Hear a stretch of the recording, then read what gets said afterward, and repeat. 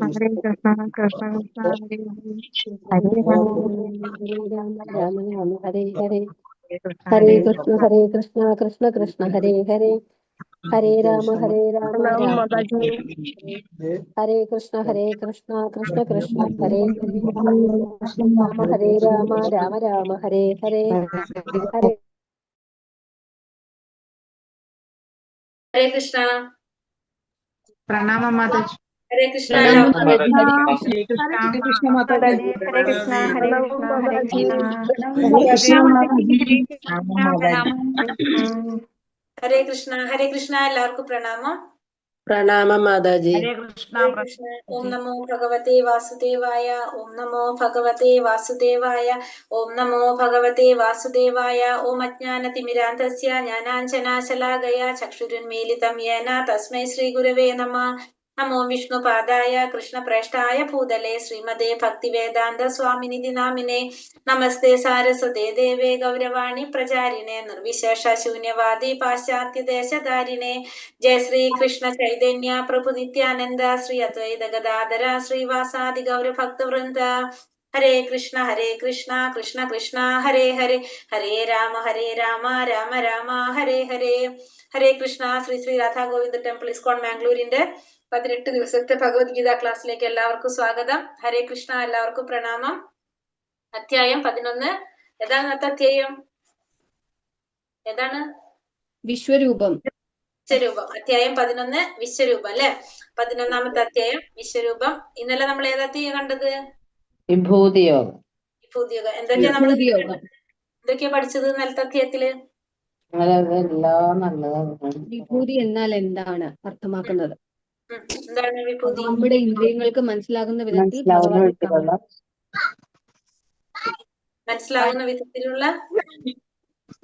ഭഗവാനെ കാണാൻ സാധിക്കുന്നു. എന്തൊക്കെ വിഭൂതികളെ കുറിച്ച് ഭഗവാൻ പറഞ്ഞു ഇന്നലെ? കുറെ പറഞ്ഞു അല്ലെ? എല്ലാം ഭഗവാൻ. ഓർമ്മയുണ്ടോ? അത് ഓർക്കാൻ വേണ്ടിട്ട് പറഞ്ഞു തന്നത് ഇതൊക്കെ അല്ലെ. സിംഹത്തിനെ കുറിച്ച് പറഞ്ഞു, ഓർമ്മയുണ്ടോ? അത് നമുക്ക് ഓർക്കാൻ വേണ്ടിട്ടാ ഭഗവാൻ ഇതൊക്കെ പറഞ്ഞു. ഭഗവാൻ അറിയാം നമുക്കൊക്കെ ഇത്ര ഓർമ്മയുള്ളൂ, അതുകൊണ്ടാണ് ഇതൊക്കെ പറഞ്ഞു തന്നത്.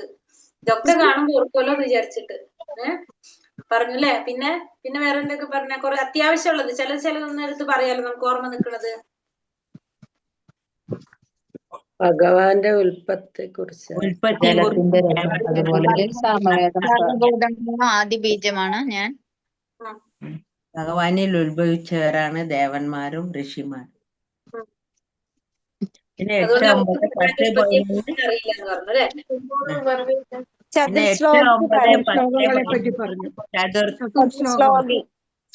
ചതുർശ്ലോകങ്ങളെ പറ്റി പറഞ്ഞു. 8 മുതൽ 11 വരെ. 11 വരെ ചതുശ്ലോകി ഭഗവത്ഗീത പറഞ്ഞു. അത് ഭഗവത്ഗീതയുടെ അകക്കാമ്പാണെന്ന് പറഞ്ഞു. പിന്നെ എന്തിനോടാണ് ഉപമിച്ചിരിക്കുന്നത്?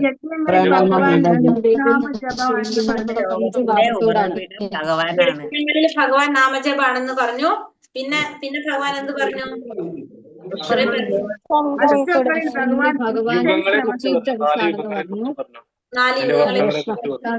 ഭഗവാൻ ആരെ പ്രതിനിധീകരിക്കുന്നു? ബ്രഹ്മാവിനെ പ്രതിനിധീകരിക്കുന്നു. പിന്നെ ചൈതന്യ മഹാപ്രഭു ഉപമിക്കുന്നത് ആധ്യാത്മിക ശുദ്ധ ഭക്തന്മാർ എപ്പോഴും പരസ്പരം സംഭാഷണത്തിൽ ഏർപ്പെടുമ്പോൾ ഭഗവാന്റെ കാര്യം സമാധാനം ശാന്തി ലഭിക്കും. പിന്നെ ഭഗവാൻ എന്ത് പറഞ്ഞു? ഭഗവാന്റെ ഒരു ചെറിയ അംശം മാത്രമാണ് ഈ മഹാപ്രപഞ്ചത്തിൽ വ്യാപിച്ച് ഇരിക്കുന്ന, ഇതിനെല്ലാം നിലനിർത്തി വരുന്നതെന്ന് പറഞ്ഞു അല്ലെ. അതായത് ഭഗവാന്റെ ചെറിയൊരു അംശം മാത്രമാണ് ഈ മഹാപ്രപഞ്ചത്തെ വ്യാപിച്ച് നിലനിർത്തിയിരിക്കുന്നതെന്ന് ഭഗവാൻ പറഞ്ഞു. അത് കേട്ടപ്പോഴാണ് അർജുനൻ ഇനി ഭഗവാനോട് എന്ത് പറയണത്? വിശ്വരൂപം കാണിച്ചു തരാൻ പറയുന്നത്. കാരണം ഭഗവാന്റെ ഒരു ചെറിയൊരു അംശം മാത്രമാണ് ഈ പ്രപഞ്ചം മുഴുവൻ വ്യാപിച്ചു നിൽക്കുന്നത്. അപ്പൊ അത് എങ്ങനെയാണെന്ന് കാണാൻ ആരാഗ്രഹിക്കാണ്? ഇവിടെ അർജുനൻ ആഗ്രഹിക്കാണ്. അതാണ് ഇനി അടുത്തത് വിശ്വരൂപം കാണിച്ചു തരാൻ പറഞ്ഞു. അപ്പൊ ഭഗവാന്റെ സ്ത്രീകളിലുള്ള എന്താ പറയുന്നത്, സ്ത്രീകളിലെ സൗന്ദര്യം, ക്ഷമ, ഇതൊക്കെ ഭഗവാനെ പ്രതിനിധീകരിക്കുക എന്ന് പറഞ്ഞു. അപ്പൊ നമുക്ക് ഇത്തിരി ക്ഷമയൊക്കെ ഉണ്ടായിക്കഴിഞ്ഞാൽ അതൊക്കെ നമ്മളിൽ ആരായിട്ട് ചൈതന്യമായിട്ട് ഹലോ കുറെ കാര്യങ്ങൾ പറഞ്ഞു എന്നല്ലേ അല്ലെ. പിന്നെ ചെയ്യുന്ന ബീജാപത്തോടാണ് ചൈതന്യ മഹാപ്രഭു ഉപമിക്കുന്നതെന്ന് പറഞ്ഞു. ആധ്യാത്മിക കഴിച്ചു. അതെ, ഇത്രയൊക്കെയാണ് നമ്മൾ ഇന്നലത്തെ അധ്യായത്തിൽ പഠിച്ചത്. മരുന്നൊക്കെ ഞാനതൊക്കെ കഴിക്കുന്നുണ്ട്. മനസ്സിലാകുന്നുണ്ടല്ലോ അല്ലെ. ഓക്കെ, കുറെ മരുന്നുകളുണ്ട്. 16 വർഷമായിട്ട് കഴിക്കുന്ന കുറെ മരുന്നുകളുണ്ട്. ഹരേ കൃഷ്ണ. അപ്പൊ നമുക്ക് അടുത്ത അധ്യായത്തിലേക്ക് പോകാം. അധ്യായം 11 വിശ്വരൂപം.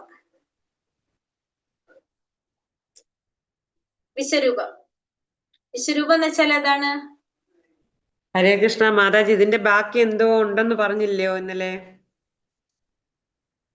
ഏതിന്റെ പ്രളയത്തിന്റെ ബാക്കി. ലാസ്റ്റ്. ഇപ്പോഴല്ല ഉറപ്പിക്കേണ്ടത്, ലാസ്റ്റ്. ക്വസ്റ്റ്യൻ ആൻസർ ഡിസ്കസ് ചെയ്യുന്നതിനിടയിൽ പറയണം കേട്ടോ. ഓ ശരി. ഒരു കാര്യം കൂടി പറയട്ടെ. നമ്മള് എന്താണ് പറഞ്ഞ, വിശ്വരൂപത്തിന് നമ്മൾ വേറൊരു പേര് പറഞ്ഞല്ലോ കഴിഞ്ഞ അധ്യായത്തില്. ഭഗവാനോട് അർജുനൻ ചോദിച്ചപ്പോ ഭഗവാന്റെ വിശ്വരൂപത്തിന് എന്തെന്ന് പറയുന്നു പറഞ്ഞു? അതിദൈവം.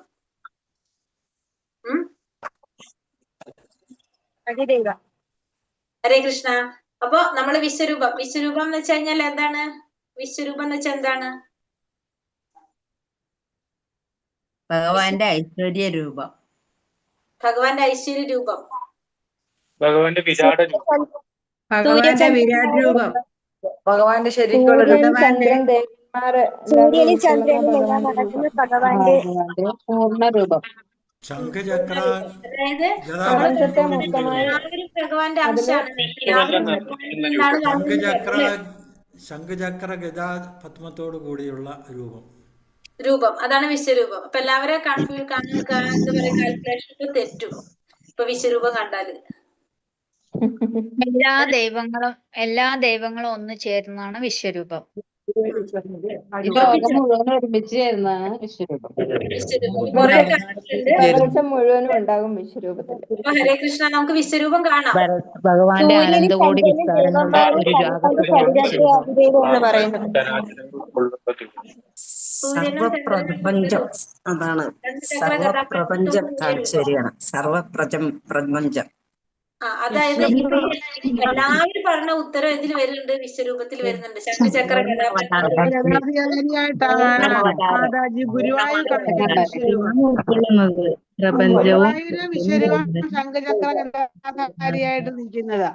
ദൈവങ്ങളും. ഹരേ കൃഷ്ണ. വിശ്വരൂപം എന്ന് പറഞ്ഞാല് വിശ്വത്തിലുള്ള എല്ലാവരും നിറഞ്ഞിരിക്കുന്ന രൂപമല്ല വിശ്വരൂപം. അപ്പൊ വിശ്വരൂപം എന്ന് പറഞ്ഞ ഇതെല്ലാവരും വരും ഇതില്. പറഞ്ഞ തന്നെ ശംഖചക്ര ഗദാപത്മം വരുന്നു, പത്മത്തോടുള്ള രൂപം വരുന്നുണ്ട്. സൂര്യനും ചന്ദ്രനും എല്ലാവരും വരുന്നുണ്ട്. എല്ലാ ദേവന്മാരും വരുന്നുണ്ട്. എല്ലാവരും വരുന്നുണ്ട്. നമുക്ക് നോക്കാം. വിശ്വരൂപം നമുക്ക് കാണുമ്പോ നമുക്ക് മനസ്സിലാകും ഇതാണ് വിശ്വരൂപം എന്നുള്ളത് അല്ലെ. ഹരേ കൃഷ്ണ. അപ്പൊ ഭഗവാന്റെ വിശ്വരൂപം നമുക്ക് കാണാൻ പോവുകയാണ്. ഹരേ കൃഷ്ണ. ഓം നമോ ഭഗവതേ വാസുദേവായ.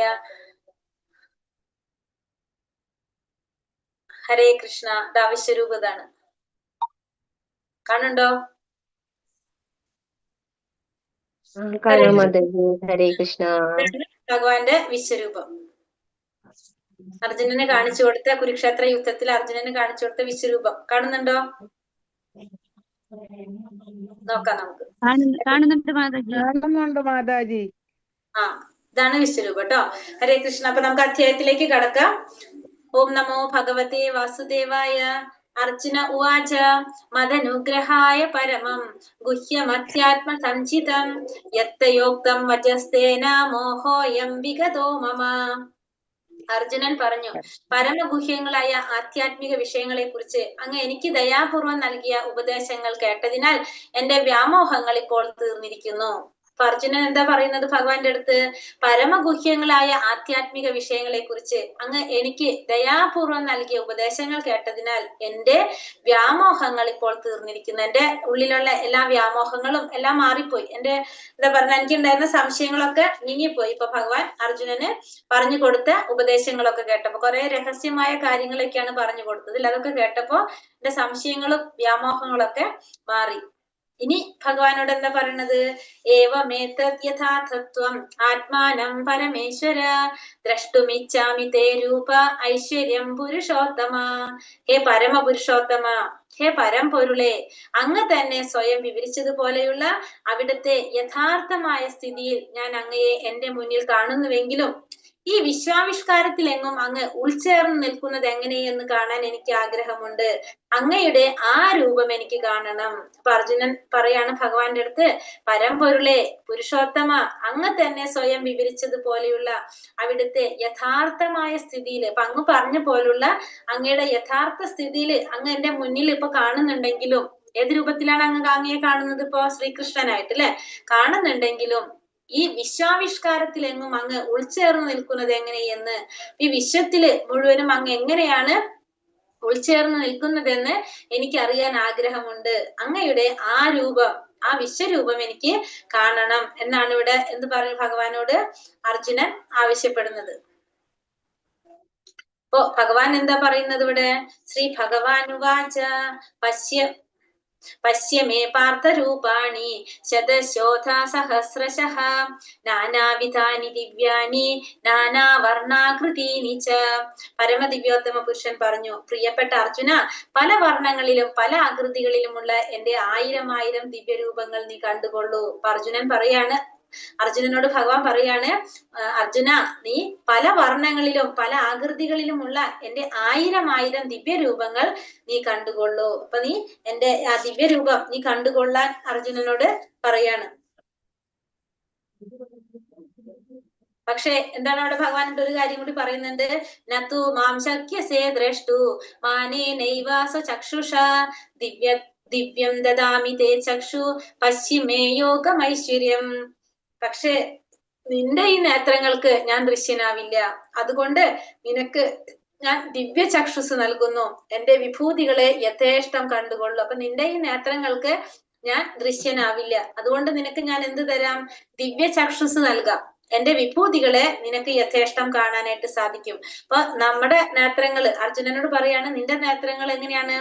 നിന്റെ നേത്രങ്ങള് അപൂർണമായ നേത്രങ്ങളാണ് അല്ലെ, നമുക്കൊന്നും മുഴുവനായിട്ട് കാണാൻ സാധിക്കില്ല. നമുക്കിപ്പോ നമ്മുടെ മുന്നിലുള്ളത് നമുക്ക് കാണാനായിട്ട് സാധിക്കുള്ളൂ, നമ്മുടെ ബാക്കിൽ നമുക്കൊന്നും കാണാൻ സാധിക്കില്ല അല്ലെ.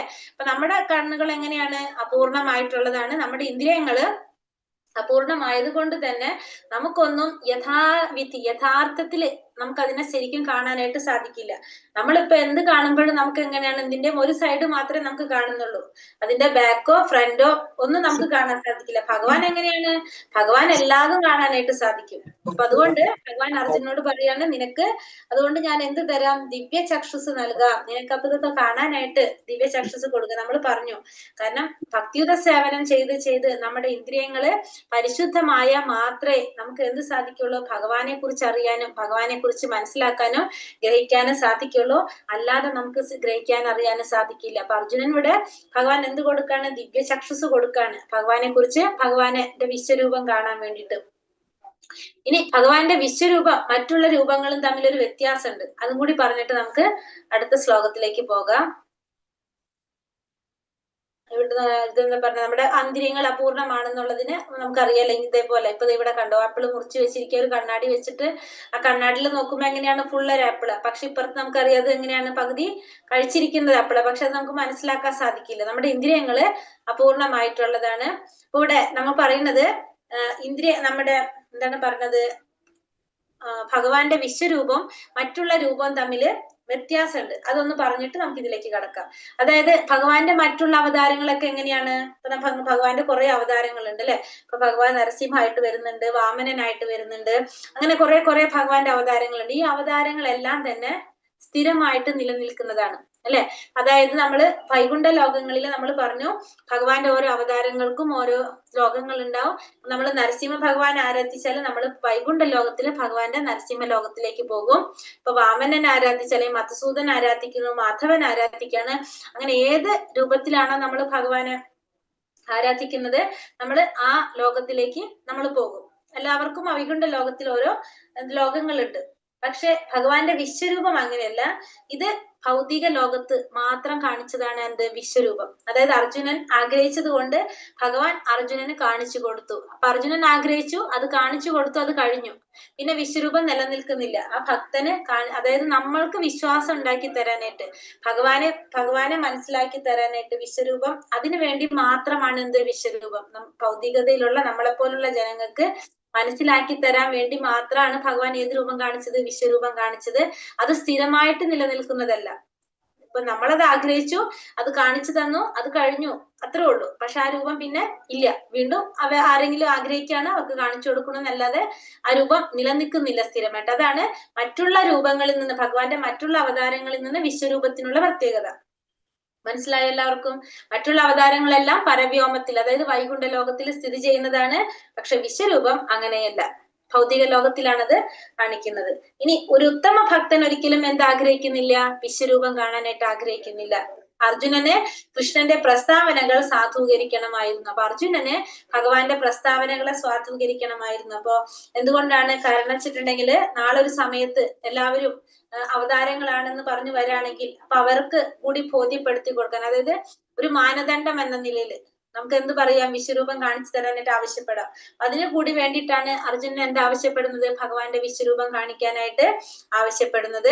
അതോടൊപ്പം ഭാവിയിൽ ജനങ്ങൾക്ക് ബോധ്യപ്പെടുത്തുകയും വേണം. താൻ പരമദിവ്യോത്തമ പുരുഷനാണെന്ന് കൃഷ്ണൻ പറഞ്ഞത് വെറും സൈദ്ധാന്തികമായോ ദാർശനികമായോ അല്ല. അപ്പൊ ഭഗവാൻ പരമദിവ്യോത്തമ പുരുഷനാണ് എന്ന് പറഞ്ഞത് വെറുതെ പറഞ്ഞതല്ല എന്ന് മറ്റുള്ളവരെ ബോധ്യപ്പെടുത്താൻ കൂടിയാണ് അർജുനൻ ഭഗവാന്റെ അടുത്ത് വിശ്വരൂപം കാണിക്കാനായിട്ട് ആഗ്രഹം പ്രകടിപ്പിച്ചത്. യഥാർത്ഥത്തിൽ അദ്ദേഹം പരമദിവ്യോത്തമ പുരുഷനാണെന്ന് വെളിപ്പെടുത്തുകയും ചെയ്തു. അപ്പൊ ഭഗവാൻ പരമദിവ്യോത്തമ പുരുഷനാണെന്ന് ഭഗവാൻ വെളിപ്പെടുത്തുകയും ചെയ്തു. ഇതുവരെ മനസ്സിലായോ പറഞ്ഞത്? മനസ്സിലായി. ഹരേ കൃഷ്ണ മാതാജി. പിന്നെ അടുത്തത് പറഞ്ഞു, വേറെ എന്തെങ്കിലും ആരെങ്കിലും? ഇല്ല അല്ലെ? മനസ്സിലായി മാതാജി. ഓക്കെ, ഹരേ കൃഷ്ണ. അപ്പൊ പിന്നെ അടുത്ത ശ്ലോകത്തിൽ നമ്മൾ എന്താ പറഞ്ഞത്? ഇനി വിശ്വരൂപത്തെ കുറിച്ച് പറയാൻ പോകാണ്. അപ്പൊ വിശ്വരൂപം കണ്ടത് ആരാണ് പറയുന്നത്? ഇവിടെ സഞ്ജയനാണ് പറയുന്നത്. സഞ്ജയനാണ്. ഇപ്പൊ ഭഗവാൻ ഇപ്പൊ ഭഗവാൻ അർജുനന് ഇപ്പൊ എന്ത് കൊടുത്തു? ദിവ്യചക്ഷുസ് കൊടുത്തു. അതേപോലെ തന്നെ സഞ്ജയന് ദിവ്യചക്ഷുസ് കിട്ടിയ കാരണമാണ് സഞ്ജയൻ ഇതൊക്കെ മനസ്സിലാക്കാനും കാണാനും സാധിക്കുന്നത് അല്ലെ. സഞ്ജയൻ ആരാണ് ദിവ്യചക്ഷുസ് കൊടുത്തത്? ഓർമ്മയുണ്ടോ? വേദവ്യാസൻ. ഭഗവാന്റെ വിശ്വരൂപാണ് ഈ കാണുന്നത് കേട്ടോ. നോക്കിക്കോളാം. ഹരേ കൃഷ്ണ. അപ്പോ ഇപ്പൊ ഇവിടെ നമ്മളെ സഞ്ജയനാണ് ഇത് പറയുന്നത്.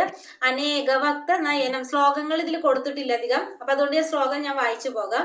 അനേക ഭക്ത നയനം അനേകാത്ഭുത ദർശനം അനേക ദിവ്യാഭരണം ദിവ്യാനേകാതിഥായുധം ദിവ്യമാല്യാംബരധരം ദിവ്യഗന്ധാനുലേപനം സർവശ്ചര്യമയം ദേവം അനന്തം വിശ്വതോമുഖം.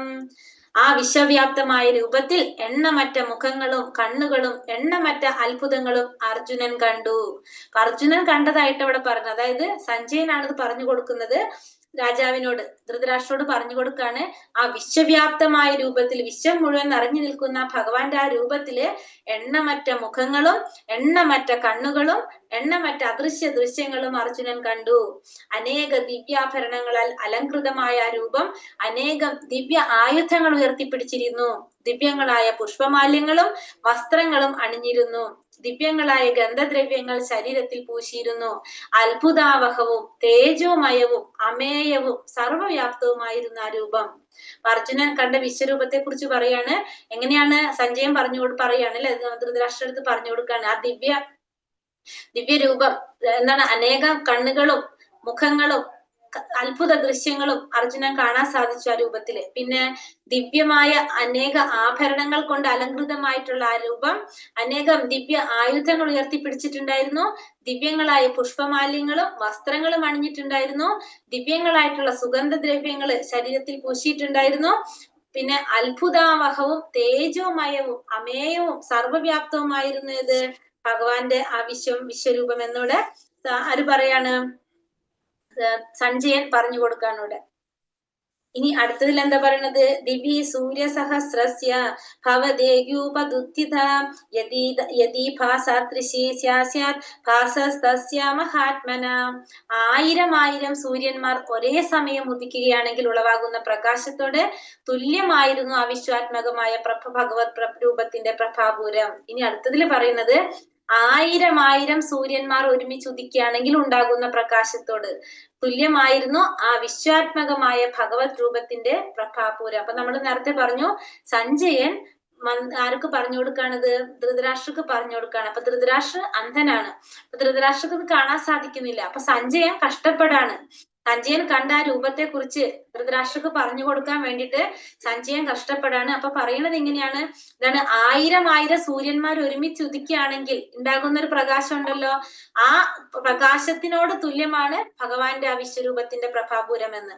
കാരണം അങ്ങനെ പറഞ്ഞിട്ടാണ് തന്റെ ഉള്ളിൽ വന്നായ ഒരു എന്താ പറയാ തനിക്ക് മനസ്സിലായ ഒരു രൂപം ആരാണ്? സഞ്ജയൻ ധൃതരാഷ്ട്രക്ക് പറഞ്ഞു കൊടുക്കാൻ നോക്കുന്നത്. അതുകൊണ്ടാണ് അങ്ങനെ പറയുന്നത് 1000 സൂര്യന്മാർ ഒരേ സമയം ഉദിക്കുകയാണെങ്കിൽ ഉളവാകുന്ന പ്രകാശത്തോട് തുല്യമായിരുന്നു ആ വിശ്വാത്മകമായിട്ടുള്ള ഭഗവത് രൂപത്തിന്റെ പ്രഭാപൂരം. മാതാജി, സഞ്ജയൻ ആരാണ് ദിവ്യ ചക്ഷസ് നൽകിയത് ഒന്ന് പറയാമോ? വ്യാസദേവൻ മാതാജി, വ്യാസമഹർഷി. ഓ,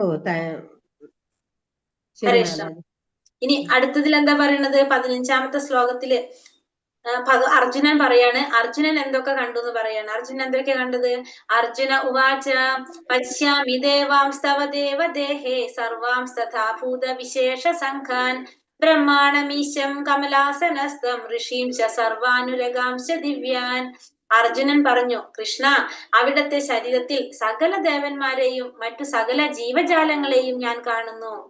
മാത്രമല്ല താമരപ്പൂവിൽ വാണരുളുന്ന ബ്രഹ്മദേവൻ, അതുപോലെ ശിവൻ, ഋഷികൾ, ദിവ്യ സർപ്പഗണങ്ങൾ എന്നിവരെയും ഞാൻ കാണുന്നു. അപ്പൊ ഭഗവാന്റെ അനുഗ്രഹം കൊണ്ട്, കാരുണ്യം കൊണ്ട് അർജുനൻ ഒരു സ്ഥലത്ത് ഇരുന്നു കൊണ്ട് എന്ത് കാണാൻ സാധിക്കുകയാണ്? വിശ്വം മുഴുവൻ നിറഞ്ഞു നിൽക്കുന്ന ഭഗവാന്റെ ആ വിശ്വരൂപം അത് കാണാനായിട്ട് സാധിക്കുകയാണ്. എല്ലാവരെയും കാണാൻ സാധിക്കുകയാണ്. അപ്പൊ അർജുനൻ പറയാണ്, അങ്ങയുടെ ശരീരത്തില് സകല ദേവന്മാരെയും, അപ്പൊ ആരൊക്കെ കാണുന്നത് പറയാണ്? സകല ദേവന്മാരെയും സകല ജീവജാലങ്ങളെയും, പിന്നെ താമരപ്പൂവിൽ വാണരുളുന്ന ബ്രഹ്മദേവൻ, പിന്നെ ശിവൻ, ഋഷികൾ, ദിവ്യ സർപ്പഗണങ്ങൾ, ഇവരെല്ലാവരെയും കാണാൻ ആർക്ക് സാധിക്കാണ്? ഇവിടെ അർജുനന് സാധിക്കണം. അപ്പൊ എല്ലാ ദേവന്മാരും, സകല ദേവന്മാരെയും, പിന്നെ സകല ജീവജാലങ്ങളും ബ്രഹ്മാവും, പിന്നെ ഋഷികള്, മഹാദേവൻ, പിന്നെ ദിവ്യ സർപ്പഗണങ്ങള്, ഇതിനൊക്കെ എവിടെ കാണാണ്? ഭഗവാന്റെ ശരീരത്തില് കാണാണ്. ഇനി അനേക ബാഹുദര വക്ത നേത്രം പശ്യാമി തോം സർവതോനന്തരൂപം നാന്തം ന മധ്യം ന പുനസ്തവാദീം പശ്യാമി വിശ്വേശ്വര വിശ്വരൂപ. അല്ലയോ ജഗന്നാഥ വിശ്വരൂപ, അങ്ങയുടെ ശരീരത്തിൽ എല്ലായിടത്തും എണ്ണമറ്റ കൈകളും ഉദരങ്ങളും വായുകളും കണ്ണുകളും ഉരുത്തിരിഞ്ഞു വരുന്നു. ഇവയ്ക്ക് അവസാനമില്ല, ആദിയോ മധ്യമോ അന്തമോ കാണുന്നില്ല. ഇനി പറയാണ്, എങ്ങനെ വിളിക്കുന്നത് ഇവിടെ? ജഗന്നാഥ വിശ്വരൂപ എന്നാ വിളിക്കുന്ന അർജുനൻ ഭഗവാൻ, അല്ലെ? കാരണം അർജുന വിശ്വരൂപം കണ്ടിട്ട് ഭയങ്കര സന്തോഷമായി. കാരണം എല്ലാവരെയും കാണാണല്ലോ വിശ്വരൂപത്തില്. ഫുള്ള് എല്ലാവരും ഇങ്ങനെ ഭഗവാന്റെ ശരീരത്തിൽ നിറഞ്ഞു നിൽക്കുന്നത്, ഭഗവാന്റെ ശരീരത്തിൽ നിൽക്കുന്നത് കാണാണ്. അപ്പൊ ആ സന്തോഷം കൊണ്ട് വിളിക്കുകയാണ്, ജഗന്നാഥ വിശ്വരൂപ, അങ്ങയുടെ ശരീരത്തിൽ എല്ലായിടത്തും എണ്ണമറ്റ കൈകളും ഉദരങ്ങളും വായുകളും കണ്ണുകളും ഉരുത്തിരിഞ്ഞു വരുന്നു. അവയ്ക്ക് അവസാനമില്ല, ആദിയോ മധ്യമോ അന്തമോ കാണുന്നില്ല. അപ്പൊ ഭഗവാന്റെ ആ വിശ്വരൂപം കണ്ടിട്ട് അർജുനൻ ആ സന്തോഷം അത് അനന്തമായിട്ടാണ് പറഞ്ഞത്. അത്രയും സന്തോഷാണ്. അപ്പൊ ജഗന്നാഥ വിശ്വരൂപ എന്നൊക്കെ വിളിച്ചിട്ടാണ് ഭഗവാൻ ഇവിടെ അർജുനൻ സംബോധന ചെയ്യുന്നത്. അപ്പൊ അടുത്ത ശ്ലോകത്തിൽ എന്താ പറയുന്നത്? കിരീടിനം ഗതിനം ചക്രിനം ച തേജോ രാശിം സർവതോ ദീപ്തിമന്തം പശ്യാമി ത്വം ദുർനിരീക്ഷം സമന്ത ദീപ്താനലർക്കാതിഥി അപ്രമേയം. ഈ ആളിക്കത്തുന്ന അഗ്നിയുടെയും മധ്യാഹ്ന സൂര്യന്റെയും പോലെ പ്രകാശം പോലെ ചൂഴെ പരക്കുന്നതും കണ്ണഞ്ചിപ്പിക്കുന്നതുമായ മഹാജ്യോതിസ് കൊണ്ട് ദുർദൃശ്യമാണ് അങ്ങയുടെ ഈ രൂപം. എങ്കിലും അനേക വിധത്തിലുള്ള കിരീടങ്ങളും ഗദകളും ചക്രങ്ങളും ധരിച്ച തേജോമയമായ ഈ രൂപം ഞാൻ എവിടെയും കാണുന്നു. അപ്പൊ ഭഗവാന്റെ രൂപത്തെ കുറിച്ച് അർജുനൻ എന്താ പറയുന്നത്? ആളിക്കത്തുന്ന അഗ്നിയുടെയും മധ്യാഹ്ന സൂര്യന്റെയും പ്രകാശം പോലെ. നമ്മൾ ആ പിക്ചർ നോക്കി കഴിഞ്ഞാൽ അറിയല്ലേ, നമുക്ക് ഉച്ചക്കരത്ത് സൂര്യനെ നമ്മൾ നോക്കുമ്പോ എങ്ങനെയാണ് കണ്ണിലേക്ക് പ്രകാശം അടിക്കുമ്പോ നമുക്ക് കണ്ണ് ഇരുട്ട് വരുന്ന പോലെ അല്ലെ, അത്രയും പ്രകാശമായിരിക്കും നമുക്ക്. അതിപ്പോ ഈ വിശ്വരൂപത്തിന്റെ അവിടെ കണ്ടില്ലേ നമുക്ക് ആ വെളിച്ചം, ആ പ്രകാശം പോലെ കണ്ണഞ്ചിപ്പിക്കുന്ന, ചൂളെ പരക്കുന്നതും കണ്ണഞ്ചിപ്പിക്കുന്നതുമായ മഹാജ്യോതിസ് കൊണ്ട് ദുർദൃശ്യമാണ് അങ്ങയുടെ ഈ രൂപം. നമുക്ക് കാണാൻ സാധിക്കില്ല കണ്ണില്ല പ്രകാശം അടിച്ചിട്ട്.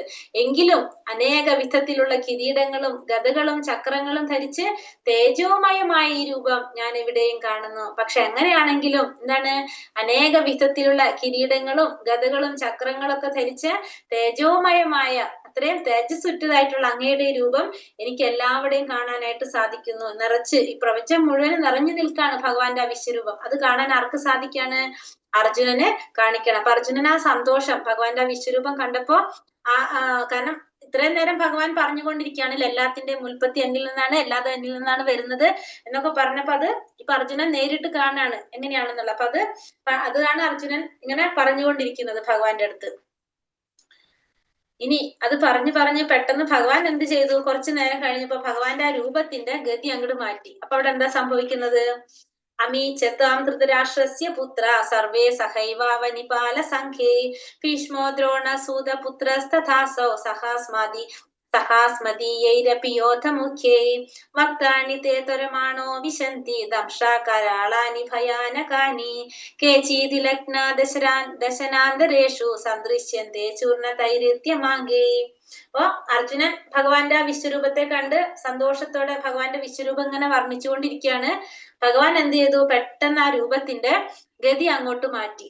അപ്പൊ എന്താ സംഭവിച്ചത്? അവിടെ ധൃതരാഷ്ട്ര പുത്രന്മാരെല്ലാവരും, അവരെ സഹായിക്കുന്ന രാജാക്കന്മാരും, ഭീഷ്മർ, ദ്രോണർ, കർണൻ എന്നിവരും നമ്മുടെ യോദ്ധാക്കളിൽ പ്രമുഖന്മാരുമെല്ലാം അങ്ങയുടെ ഭീകരങ്ങളായ വായ്ക്കുള്ളിലേക്ക് അതിവേഗത്തിൽ കടന്നു പോവുകയാണ്. ആ ദ്രംഷ്ടകൾക്കിടയിൽപ്പെട്ട് ചിലരുടെ ശിരസുകൾ ചതഞ്ഞരയുന്നു. അപ്പൊ അർജുനൻ ഇത്രയും നേരം ഭഗവാന്റെ ആ വിശ്വരൂപം കണ്ടിങ്ങനെ പറഞ്ഞുകൊണ്ടിരിക്കുകയാണ്, ഇവരൊക്കെ കാണുന്നു ഇങ്ങനെയൊക്കെ ഒന്ന് പറഞ്ഞുകൊണ്ടിരിക്കുകയാണ്. പെട്ടെന്ന് ഭഗവാൻ ആ രൂപത്തിന്റെ സ്ഥിതി അങ്ങോട്ട് മാറ്റിയപ്പോ എന്ത് സംഭവിച്ചു? പിന്നെ അർജുനൻ എന്താ കാണുന്നത്? അതില് ധൃതരാഷ്ട്ര പുത്രന്മാര്, അവരെ സഹായിക്കുന്ന രാജാക്കന്മാര്, ഭീഷ്മർ, ദ്രോണർ, കർണൻ തുടങ്ങിയ പ്രമുഖരായിട്ടുള്ള യോദ്ധാക്കള് പിന്നെ ഒക്കെ അങ്ങയുടെ വായ്ക്കുള്ളിലേക്ക് കടന്നു പോകുന്നതായിട്ട് ആര് കാണാണ്? ഇവിടെ അർജുനൻ കാണാണ്. മാത്രല്ല അങ്ങയുടെ ദ്രംഷ്ടകൾക്കിടയിൽപ്പെട്ട് ചിലരുടെ ശിരസുകൾ ചതഞ്ഞറിയുന്നു. പിന്നെ ചിലരുടെ ദ്രംഷ്ടകളുടെ ഇടയിൽ പെട്ടിട്ട്, ഭഗവാന്റെ ദ്രംഷ്ടകൾക്കിടയിൽ പെട്ടിട്ട് ചിലരുടെ ശിരസുകള് ചതഞ്ഞറിയാനായിട്ട് തുടങ്ങി. അപ്പൊ അർജുനൻ പെട്ടെന്ന് ഭഗവാൻ ആ രൂപം മാറ്റിയപ്പോ പിന്നെ അർജുനൻ കാണുന്നത് ഇങ്ങനെയാണ് അല്ലെ. അപ്പൊ അർജുനൻ എന്ത് സംഭവിച്ചു? സ്വാഭാവികമായിട്ടും പേടിയാവും. അപ്പൊ അർജുനൻ എന്താ ചോദിക്കുന്നത്? ആഖ്യാഹി മേകോ ഭവാനുഗ്രരൂപോ നമോസ്തു തേ ദേവ വരപ്രസീത വിജ്ഞാതുമിച്ഛാമി ഭവന്തമാദ്യം നഹി പ്രജാനാമി തവ പ്രവൃത്തി. അർജുനൻ എന്താ ചോദിക്കുന്ന? ദേവാധിദേവ ഉഗ്രമൂർത്തെ, അങ്ങ് ആരാണെന്ന് പറഞ്ഞു തരൂ, ഞാൻ പ്രണമിക്കുന്നു, എന്നിൽ കനിയണമേ.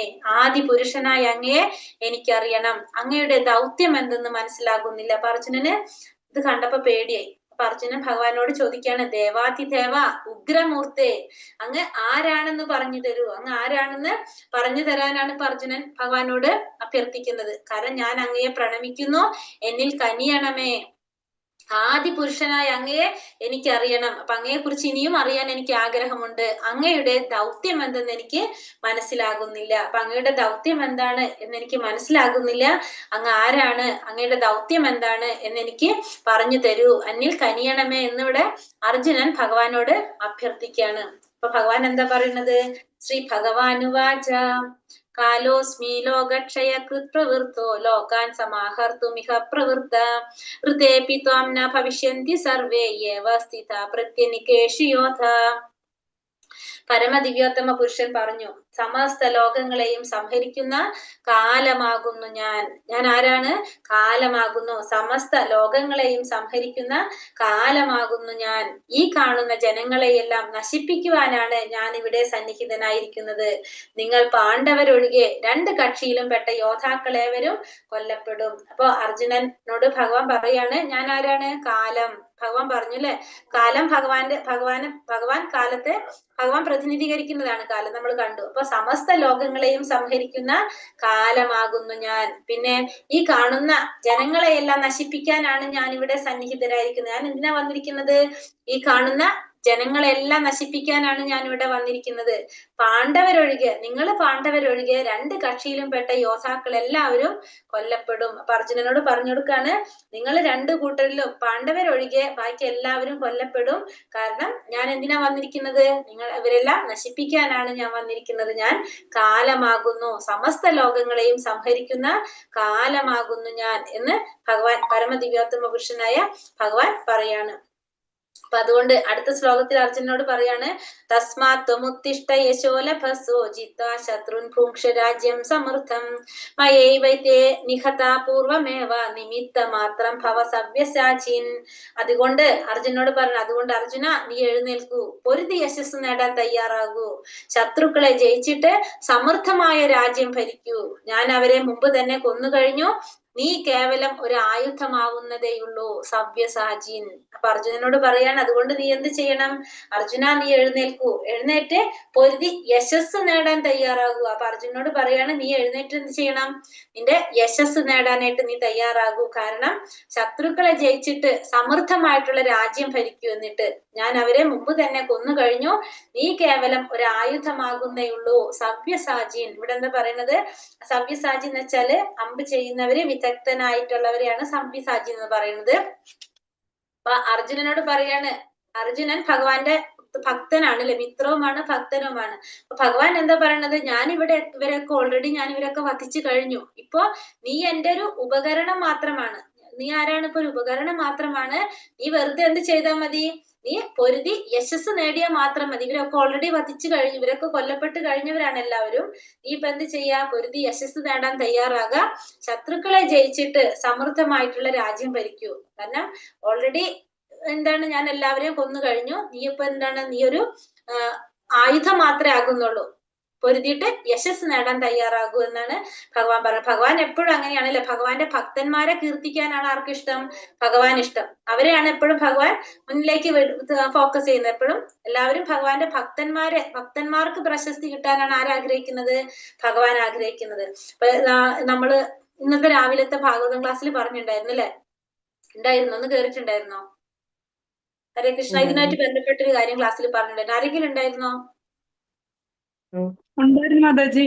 എന്താ പറഞ്ഞെന്ന് ഓർമ്മയുണ്ടോ? കേട്ടിരുന്നോ? അച്ഛനമ്മമാർ നമ്മൾ വലുതാവാൻ വേണ്ടിയിട്ടാണ് ആഗ്രഹിക്കുന്നത്. അതേപോലെയാണ് ഭഗവാൻ നമ്മളെ ഉയർത്താനാണ് ആഗ്രഹിക്കുന്നത് അല്ലെ? അതായത് ഭഗവാൻ നമ്മുടെ പിതാവാണ്. ആ പിതാവിന് എപ്പോഴും ഇഷ്ടം എന്താണ്? പിതാവിനേക്കാളും വലുത് മക്കളാകാനാണ് ഒരു പിതാവ് ആഗ്രഹിക്കുന്നത്. ഭഗവാൻ അതുപോലെ തന്നെ നമ്മളെ എപ്പോഴും എന്താണ് പറയുന്നത്, നമ്മളെ പ്രശസ്തിയാണ് ഭഗവാൻ ആഗ്രഹിക്കുന്നത്. ഭീഷ്മദേവന്റെ കാര്യം പറഞ്ഞപ്പോ നമ്മൾ പറഞ്ഞതാണ് അല്ലെ? കാരണം ഭീഷ്മദേവനെ എല്ലാവരും, ലോകം മുഴുവൻ അറിയണം. ഭീഷ്മദേവൻ എങ്ങനെയാണ്, നല്ല അറിവുള്ള ജ്ഞാനിയാണെന്ന് എല്ലാവരും അറിയണം. ഭഗവാനേക്കാളും പ്രശസ്തനാകണമെന്ന് ആഗ്രഹിച്ചു. അങ്ങനെയാണ് നമ്മൾ രാവിലത്തെ ക്ലാസ്സിൽ പറഞ്ഞിട്ടുണ്ടായിരുന്നത്. അതേപോലെ തന്നെ ഇവിടെ അർജുനനെ ഭഗവാൻ എങ്ങനെ ആഗ്രഹിക്കുകയാണ്? എല്ലാവരും നല്ലൊരു പോരാളിയാണ് എന്ന് അറിയാനായിട്ട് ആഗ്രഹിക്കുകയാണ്. അർജുനന്റെ കീർത്തി എല്ലാവരിലും അറിയാൻ വേണ്ടിയിട്ട് അർജുനനെ ഭഗവാൻ ഇവിടെ ഒരു ആയുധമാക്കാണ് ചെയ്യുന്നത്. അർജുനനോട് പറയാണ്, ഞാൻ ഇവരൊക്കെ ഓൾറെഡി വധിച്ചു കഴിഞ്ഞു, നീ പൊരുതിയിട്ട് യശസ് നേടാൻ തയ്യാറാകൂ എന്നാണ് അർജുനനോട് ഭഗവാൻ ഇവിടെ പറയുന്നത്.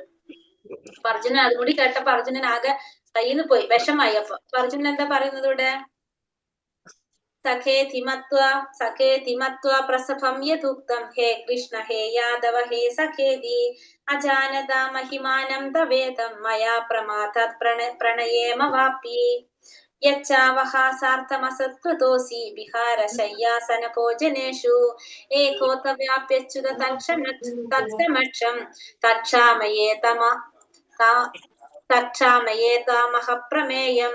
ഇവിടെ എന്താ പറയുന്നത്? അങ്ങയുടെ മഹത്വം എന്തെന്നറിയാതെ സുഹൃത്ത് എന്ന് മാത്രം കരുതി ഹേ കൃഷ്ണ, ഹേ യാദവ, ചങ്ങാതി എന്നെല്ലാം ഞാൻ അങ്ങയെ സ്നേഹത്താലോ സംഭ്രാന്തിയാലോ വിളിച്ചു പോന്നു. നാം തനിച്ചായിരിക്കുമ്പോഴും മറ്റുള്ളവർക്കിടയിൽ ഇരിക്കുമ്പോഴും വിനോദിക്കുകയോ ഇരിക്കുകയോ ഒരേ കിടക്കയിൽ കിടക്കുകയോ ആഹാരം കഴിക്കുകയോ ചെയ്യുന്ന അവസരങ്ങളിലും പലപ്പോഴും അങ്ങയെ വേണ്ടത്ര മാനിക്കാതെ അപഹസിച്ചിട്ടുണ്ട്. അച്യുത, അങ്ങനെ പറ്റിപ്പോയ പിഴകൾക്കെല്ലാം അങ്ങയോട് ഞാനിതാ മാപ്പ് ചോദിക്കുന്നു. ഇവിടെ പറഞ്ഞ എന്താണ്? അങ്ങയുടെ മഹത്വം എന്തെന്നറിയാതെ. അർജുനനോട് ഭഗവാൻ ഇതുകൂടി പറഞ്ഞപ്പോ അർജുനൻ ആകെ വിഷമായി. അർജുനൻ പറയാണ് ഭഗവാന്റെ അടുത്ത്, എന്താ പറയുന്നത് ഇവിടെ? അങ്ങയുടെ മഹത്വം എന്തെന്നറിയാതെ സുഹൃത്താണെന്ന് മാത്രം കരുതി ഞാൻ അങ്ങയെ എന്ത് ചെയ്തു? ഹേ കൃഷ്ണ, ഹേ യാദവ, ചങ്ങാതി എന്നെല്ലാം അങ്ങയെ സ്നേഹത്താലോ സംഭ്രാന്തിയാലോ വിളിച്ചു പോന്നു. തനിച്ചായിരിക്കുമ്പോഴും മറ്റുള്ളവർക്കിടയിൽ ഇരിക്കുമ്പോഴും വിനോദിക്കുകയോ ഇരിക്കുകയോ ഒരേ കിടക്കയിൽ കിടക്കുകയോ ആഹാരം കഴിക്കുകയോ ചെയ്യുന്ന അവസരത്തിൽ പോലും ഞാൻ എന്ത് ചെയ്തില്ല? അങ്ങയ്ക്ക് വേണ്ടത്ര അങ്ങയെ മാനിച്ചില്ല, അപമഹസിച്ചിട്ടുണ്ട്. അച്യുത, ഇവിടെ പറയുന്ന അച്യുത, അങ്ങയെ പറ്റിപ്പോയ പിഴകൾക്കെല്ലാം അങ്ങയോട് ഞാനിതാ മാപ്പ് ചോദിക്കുന്നു. അപ്പൊ ഇതൊക്കെ പറ്റിപ്പോയ പിഴകളാണ് എന്റെ ഭാഗത്തു നിന്ന്. അതുകൊണ്ട് ഞാൻ അങ്ങയോട് ഇതാ മാപ്പ് ചോദിക്കുന്നു എന്ന് അർജുനൻ ഭഗവാനോട് പറയാണ്. അപ്പൊ ഭഗവാന് മനസ്സിലായി അർജുനന് ആകെ വിഷമായിട്ടാണ്, ആകെ ടെൻഷനായി. ഈ രൂപം കണ്ടിട്ടുള്ള പ്രയാസാണ് ഇതൊക്കെ അർജുനൻ പറയുന്നതെന്ന് ഭഗവാന് മനസ്സിലായി. അപ്പൊ ഭഗവാൻ എന്ത് പറയാണ് അർജുനന്റെ അടുത്ത്? മാതേ വ്യഥ്യാമാച വിമൂഢഭാവോ ദൃഷ്ടാരൂപഘോരമൃതിംഗമേദം വ്യപേതഭീപ്രീതമനാ പുനസ്ത്വം തദേവ മേ രൂപമിദം പ്രപശ്യ. എന്റെ ഈ ഭീഭത്സ രൂപം കണ്ടിട്ട് നീ അസ്വസ്ഥനാവുകയും സംഭ്രാന്തനാവുകയും ചെയ്തു. അത് ഇതോടെ തീരട്ടെ. ഭഗവാന് മനസ്സിലായി അർജുനന്റെ ഈ ഭീഭത്സ രൂപം കണ്ടപ്പോഴാണ് അർജുനൻ അസ്വസ്ഥനായതെന്ന്, സംഭ്രാന്തനായത് ചെയ്തു. അതുകൊണ്ടാണെന്ന് മനസ്സിലായി. അപ്പൊ ഭഗവാൻ എന്ത് ചെയ്തു? ആ രൂപം അങ്ങോട്ട് മാറ്റാണ്. അത് ഇതോടെ തീരട്ടെ. എന്റെ ഭക്തനായ നീ ഇനി സ്വസ്ഥത കൈവരിക്കൂ. ശാന്തമനസ്കനായി നിനക്കിപ്പോൾ നീ ആഗ്രഹിക്കുന്ന രൂപം കാണാം. അപ്പൊ ശാന്തമനസ്കനായിട്ട് നിനക്കിപ്പോ എന്ത് കാണാം? നീ ആഗ്രഹിക്കുന്ന രൂപം. നീ എന്റെ ഭക്തനാണല്ലോ അല്ലെ, അതുകൊണ്ട് നീ സ്വസ്ഥത കൈവരിക്കൂ. നിനക്കിപ്പോ നീ ആഗ്രഹിക്കുന്ന രീതിയിൽ എന്നെ കാണാൻ സാധിക്കും. നീ സ്വസ്ഥത കൈവരിക്കൂ എന്ന് പറയാണ്. കാരണം നിന്റെ അസ്വസ്ഥതയ്ക്ക് കാരണം എന്താണ്? എന്റെ ആ ഭീഭത്സ രൂപം കണ്ടതാണെന്ന് ഭഗവാന് മനസ്സിലായി. അപ്പൊ ഭഗവാൻ അർജുനനോട് പറയാണ്, നീ സ്വസ്ഥത കൈവരിക്കൂ. ശാന്തമനസ്കനായിട്ട് നിനക്കിപ്പോൾ നീ ആഗ്രഹിക്കുന്ന രൂപം നിനക്ക് കാണാനായിട്ട് സാധിക്കും എന്ന് പറയാണ് ഇവിടെ. എന്നിട്ട് ഭഗവാന് അപ്പൊ സഞ്ജയൻ എന്താ പറയണത്? സഞ്ജയൻ പറയാണ്, സഞ്ജയ ഉവാച ഇത്യർജുനം വസുദേവസ്തഥോക്ത്യ സ്വകം രൂപം ദർശയാമാസ ഭൂയഃ ആശ്വാസയാമാസ ചാഭീതമേനം ഭൂതാ പുനഃ സൗമ്യ വപുർമഹാത്മന. സഞ്ജയൻ ധൃതരാഷ്ട്രോട് പറഞ്ഞു, എന്താണ് ഇങ്ങനെ അർജുനനോട് പറഞ്ഞിട്ട് പരമദിവ്യോത്തമ പുരുഷനായ ഭഗവാൻ കൃഷ്ണൻ തന്റെ യഥാർത്ഥമായ ചതുർഭുജ രൂപം കാണിച്ചു. അപ്പോൾ ഭഗവാൻ അർജുനനോട് ഇത്രയും പറഞ്ഞിട്ട് ഭഗവാൻ എന്ത് ചെയ്തു? തന്റെ യഥാർത്ഥമായിട്ടുള്ള ചതുർഭുജ രൂപം കാണിച്ചു കൊടുത്തു. അപ്പൊ ആദ്യം ഭഗവാൻ വിശ്വരൂപം കാണിച്ചു, അത് കഴിഞ്ഞിട്ട് കാലരൂപം കാണിച്ചു കൊടുത്തു. ഇപ്പൊ വീണ്ടും എന്ത് രൂപം കാണിച്ചു കൊടുത്തു? ചതുർഭുജ രൂപം കാണിച്ചു കൊടുത്തു. ശംഖ് ചക്ര ഗദാ പത്മത്തോടു കൂടിയ ഭഗവാന്റെ രൂപം ചതുർഭുജ രൂപത്തില് കാണിച്ചു കൊടുത്തു. അപ്പൊ ഈ ചതുർഭുജ രൂപത്തില് ഭഗവാന് കുറെ പേരുകളുണ്ട്. ചതുർഭുജ രൂപത്തില്, നാരായണ രൂപത്തില് കുറെ പേരുകൾ ഭഗവാനുണ്ട്. അതായത് ഈ കയ്യിലിരിക്കുന്ന ശംഖ് ചക്ര ഗദാ പത്മം, ഈ 4 എണ്ണത്തിന്റെ പൊസിഷൻ മാറുന്നതിനനുസരിച്ച് ഭഗവാന്റെ പേര് മാറി മാറി വരും. ഇപ്പൊ എന്താ പറയാ, ഇപ്പൊ മാധവൻ എന്ന് പറഞ്ഞാല് ചിലപ്പോ ഒരു കയ്യില്, ഇപ്പൊ വലത്ത് കയ്യിൽ ഇവിടെ ശംഖ് നോക്കി, ഇടത്ത് കയ്യില ശംഖ് അല്ലെ, ശംഖ് ഇടത്ത് കയ്യില്, മേലത്തെ കയ്യിലാണ് ശംഖ്, താഴത്തെ കയ്യില് ഗദ, വലത്ത് കയ്യില് താഴെ പത്മം, ചക്രം മേലത്തെ കയ്യില്. ചിലപ്പോ പിന്നത്തെ ഭഗവാന്റെ രൂപം പറയുമ്പോ ഈ ശംഖ് വലത്തെ കയ്യിലായിരിക്കും, ചിലപ്പോ പത്മം വേറെ കയ്യിലായിരിക്കും. അതങ്ങനെ ഇത് 4ഉം അങ്ങോട്ടും ഇങ്ങോട്ടും മാറിക്കൊണ്ടേയിരിക്കും. ഇതൊക്കെ ഈ ശംഖ് ചക്ര ഗദാപത്മം ഉണ്ടല്ലോ, ശംഖു ചക്ര, ഇത് മാറുന്നതിനനുസരിച്ച് ഭഗവാന്റെ പേരുകൾ മാറുന്നത്. അതാണ് ഈ ചതുർഭുജ രൂപത്തില് ഓരോ പേരുകളും വരുമ്പോ നമുക്ക് മനസ്സിലാക്കാം ഇതൊക്കെ മാറുന്നതിനനുസരിച്ചാണ് പേര് മാറുന്നത്. ഹരേ കൃഷ്ണ. അപ്പൊ ഈ ചതുർഭുജ രൂപം ഭഗവാൻ അർജുനന് കാണിച്ചു കൊടുത്തു. ഇനി എന്താ പറയണത്? പിന്നീട് ഭീതനായിരുന്ന അർജുനന് ധൈര്യം വരുത്തുവാനായി ഇരു കൈകളോട് കൂടിയ തന്റെ സാധാരണ രൂപം കൈക്കൊള്ളുകയും ചെയ്തു. ഇനി നാരായണ രൂപം കഴിഞ്ഞിട്ട് എന്ത് ചെയ്തു? അർജുനന് ധൈര്യം വരുത്താൻ വേണ്ടിയിട്ട് ഇരു കൈകളോട് കൂടിയിട്ടുള്ള ഭഗവാന്റെ സാധാരണ രൂപം ഭഗവാൻ കാണിച്ചു കൊടുത്തു. ഭഗവാന്റെ സാധാരണ രൂപം ഏതാണ്? അത് ഭഗവാൻ കാണിച്ചു കൊടുത്തു. അത് ഏതാണെന്ന് നമുക്ക് പറയാം. ഒന്നുകൂടി ഉണ്ട്, 2 ശ്ലോകം കൂടി കഴിഞ്ഞിട്ട് നമുക്ക് അടുത്തേക്ക് പോകാം. അപ്പൊ ഈ പിന്നെ ഭഗവാൻ ചതുർഭുജ രൂപം കാണിച്ചു കൊടുത്തു. അതിനുശേഷം ഭീതനായിരുന്ന അർജുനന് ധൈര്യം വരുത്താനായിട്ട് ഇരു കൈകളോട് കൂടിയ ഭഗവാന്റെ സാധാരണ രൂപം അർജുനന് ഭഗവാൻ കാണിച്ചു കൊടുത്തു. അപ്പൊ അർജുനൻ എന്താ പറയുന്നത്? 2 ശ്ലോകത്തിലില്ല, നമുക്ക് ആഡ് ചെയ്യാം അത്. അർജുന ഉവാച ദൃഷ്ടേദം മാനുഷം രൂപം തവ സൗമ്യം ജനാർദ്ദന ഇദാനീമസ്മിൻ സംവൃത്ത സചേത പ്രകൃതിം ഗത. കൃഷ്ണനെ ഇങ്ങനെ സ്വന്തം രൂപത്തിൽ കണ്ടപ്പോൾ അർജുനൻ പറഞ്ഞു, ജനാർദ്ദന, അങ്ങയുടെ അത്യന്ത സുന്ദരമായ ഈ മാനുഷികാകാരം കണ്ടിട്ട് ഇപ്പോൾ ഞാൻ മുൻമട്ടിലായി, എന്റെ മനസ്സ് ശാന്തമായി. അപ്പൊ അർജുനൻ പറയാണ് ഭഗവാന്റെ അടുത്ത്, ഇങ്ങനെ ഭഗവാനെ അതിസുന്ദരമായിട്ടുള്ള ഭഗവാന്റെ ആ മാനുഷികാകാരം, മനുഷ്യരുടെ രൂപം കണ്ടപ്പോ, അതായത് ഭഗവാൻ ശ്രീകൃഷ്ണനായിട്ടുള്ള ഭഗവാന്റെ രൂപം കണ്ടപ്പോ അർജുനൻ പറയാണ്, ഞാനിപ്പോ മുൻമട്ടിലായി, എനിക്കിപ്പോ ശാന്തത കൈവരിക്കാൻ സാധിച്ചു എന്ന് അർജുനൻ പറയാണ്. അപ്പൊ ഭഗവാൻ എന്താ പറഞ്ഞു കൊടുക്കുന്നത്? സുദുർദശമിതം രൂപം ദൃഷ്ടവാനാസി യന്മമ ദേവ അപ്യസ്യ രൂപസ്യ നിത്യം ദർശന കാംക്ഷിണ. ഭഗവാൻ അപ്പൊ അർജുനനോട് പറഞ്ഞു കൊടുക്കാണ്, പ്രിയ അർജുന, നീ ഇപ്പോൾ കണ്ടുകൊണ്ടിരിക്കുന്ന എന്റെ ഈ രൂപം കാണുവാൻ ഏറെ പ്രയാസമുള്ളതാണ്. ദേവന്മാർ പോലും ഈ പ്രിയതരമായ രൂപത്തെ കാണുവാൻ അവസരം പാർത്തു കഴിയുന്നു. അപ്പൊ ഏത് രൂപത്തിലാണ് അർജുനൻ കണ്ടുകൊണ്ടിരിക്കുന്നത്? രൂപത്തില് ഇരു കൈകളുള്ള ഏത് രൂപം? ഇരു കൈകളോട് കൂടിയ ശ്രീകൃഷ്ണ രൂപം. ശ്രീകൃഷ്ണ രൂപം അല്ലെ? ശ്രീകൃഷ്ണ രൂപത്തിലാണ് ഇപ്പൊ അർജുനൻ. എന്ത് മാതാജി വല്ല പറഞ്ഞോ? ശ്രീകൃഷ്ണ രൂപത്തിലാണ് ഇപ്പൊ അർജുനൻ ഭഗവാനെ കണ്ടുകൊണ്ടിരിക്കുന്നത് അല്ലെ? അപ്പൊ ഭഗവാൻ പറയാണ്, ഈ രൂപത്തിൽ, ഈ ശ്രീകൃഷ്ണ രൂപത്തിൽ എന്നെ കാണാനായിട്ട് വളരെ പ്രയാസമാണ്. ദേവന്മാര് പോലും എന്താണ് ഈ രൂപത്തിൽ എന്നെ കാണാനുള്ള അവസരം കാത്തുകൊണ്ടിരിക്കുന്നവരാണ്. അപ്പൊ ഈ രൂപത്തിൽ എന്നെ കാണാന്ന് പറഞ്ഞാൽ എളുപ്പമല്ല. ഇത് പറഞ്ഞത് സുദൂർദശമിതം രൂപം എന്ന് പറയുന്നത്. സുദൂർദശമിതം രൂപം എന്ന് പറഞ്ഞത്, അതായത് ഈ രൂപത്തില് ദർശിക്കാനായിട്ട് അത്യന്തം പ്രയാസമുള്ള രൂപമാണ് ഭഗവാന്റെ ശ്രീകൃഷ്ണ രൂപം. അപ്പൊ ആ രൂപം കാണാനായിട്ട് ദേവന്മാര് പോലും കാത്തിരിക്കുന്നതാണെന്ന് പറയണത്. കാരണം ഇപ്പൊ സത്കർമ്മങ്ങൾ ചെയ്താലോ യജ്ഞാനുഷ്ഠാനങ്ങൾ ചെയ്താലോ ഒന്നും എന്ത് സാധിക്കില്ല?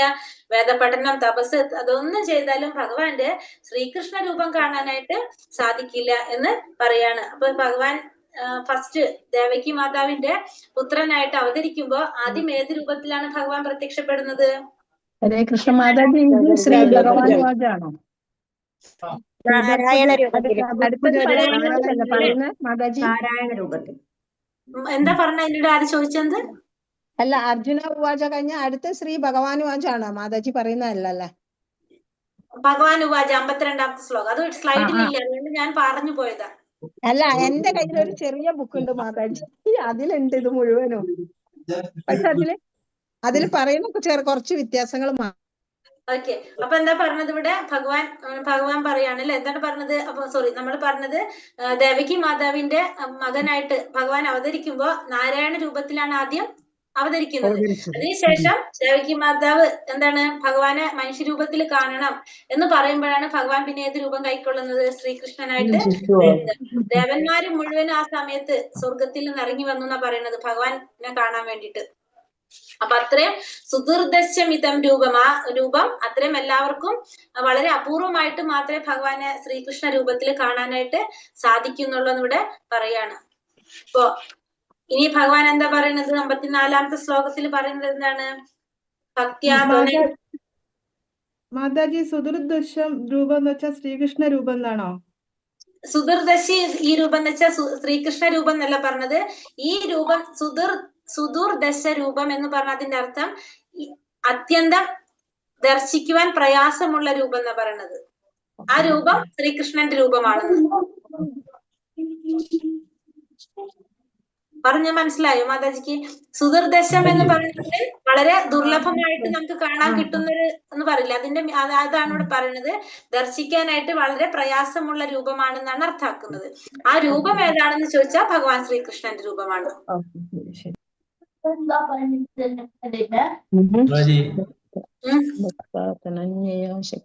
ഹരേ കൃഷ്ണ. അർജുന ഒരു ശ്ലോകം പാടില്ലേ, അത് മറ്റേ ഓം ഓം ഭൂസുരയാണോ? ഇല്ലല്ലോ, ഞാൻ പാടില്ലല്ലോ. ഏത് ശ്ലോകം? പറഞ്ഞു ശ്ലോകല്ലേ, ഒരു പാട്ട് പോലെ പാടിയില്ലേ, അത് നമ്മുടെ അമ്പലത്തിലേക്ക് കേൾക്കുന്നുണ്ടല്ലോ ഒരു പാട്ട്. ഓം ഓം ഭൂസുരയാണോ? ഇപ്പൊ ഞാൻ ക്ലാസ് എടുത്തപ്പോ പറഞ്ഞതാണോ? ആ, ചെറിയൊരു കേട്ടല്ലോ.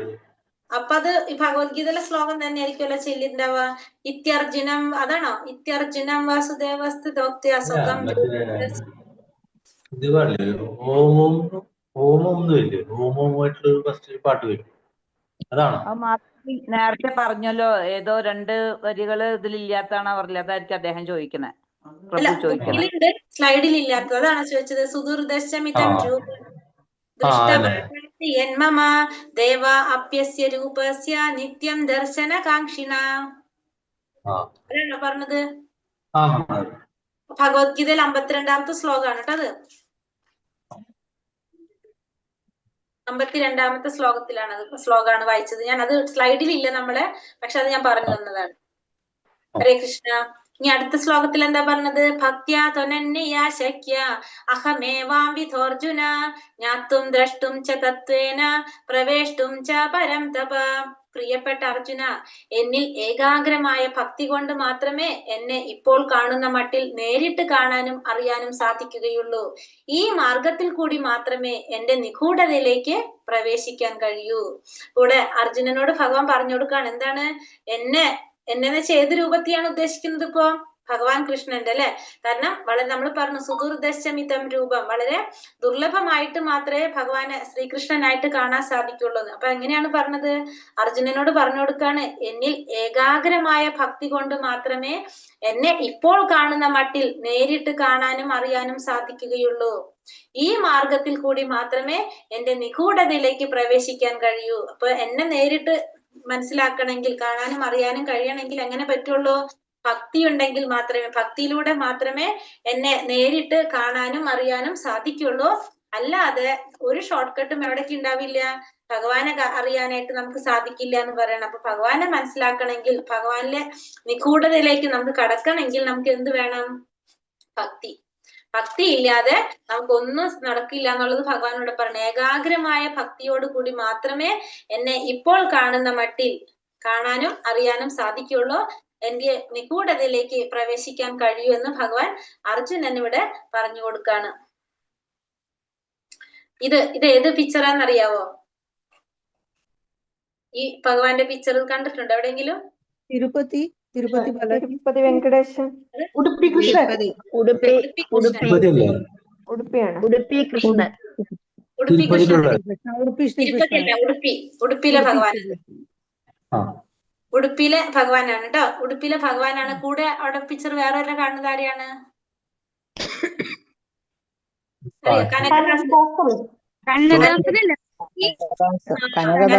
പരിചയമുണ്ട് അല്ലെ? കനകദാസാണ്. അടുത്തത് ആരാണ്? കനകദാസ്. കനകദാസ് ഉടുപ്പി ഭഗവാന്റെ വലിയൊരു ഭക്തനാണ് അല്ലെ. കനകദാസ് ഒരു കഥയാണത്. അതായത് ഭക്തന്മാർക്ക് വേണ്ടിയിട്ട്, ഭക്തിയിലൂടെ മാത്രമേ ഭഗവാൻ അറിയാൻ സാധിക്കുള്ളൂ അല്ലെ. ഭക്തന്മാർക്ക് വേണ്ടിയിട്ട് ഭഗവാൻ എന്തും ചെയ്യും. അപ്പൊ അതിനൊരു ചെറിയൊരു കഥ പറയാണ് ഇവിടെ. ഉടുപ്പിയില് ഭഗവാന്റെ അടുത്തുള്ള ആരാണ്? കനകദാസ്. ഭഗവാന്റെ വലിയൊരു ഭക്തനാണ്. പക്ഷെ അദ്ദേഹത്തിന് എന്താ പ്രശ്നം എന്ന് വെച്ചാൽ അമ്പലത്തിന്റെ ഉള്ളിലേക്ക് അദ്ദേഹത്തിനെ കടത്തില്ല. കാരണം ബ്രാഹ്മണർക്ക് മാത്രമേ അമ്പലത്തിലേക്ക് അകത്തോട്ട് പ്രവേശനം ഉണ്ടായിരുന്നുള്ളൂ. കാരണം അവരെ പറയുന്നത് ഭഗവാൻ പരിശുദ്ധനാണ്. അപ്പൊ പരിശുദ്ധ ഭക്തന്മാർക്ക് മാത്രമേ എന്ത് സാധിക്കുള്ളൂ?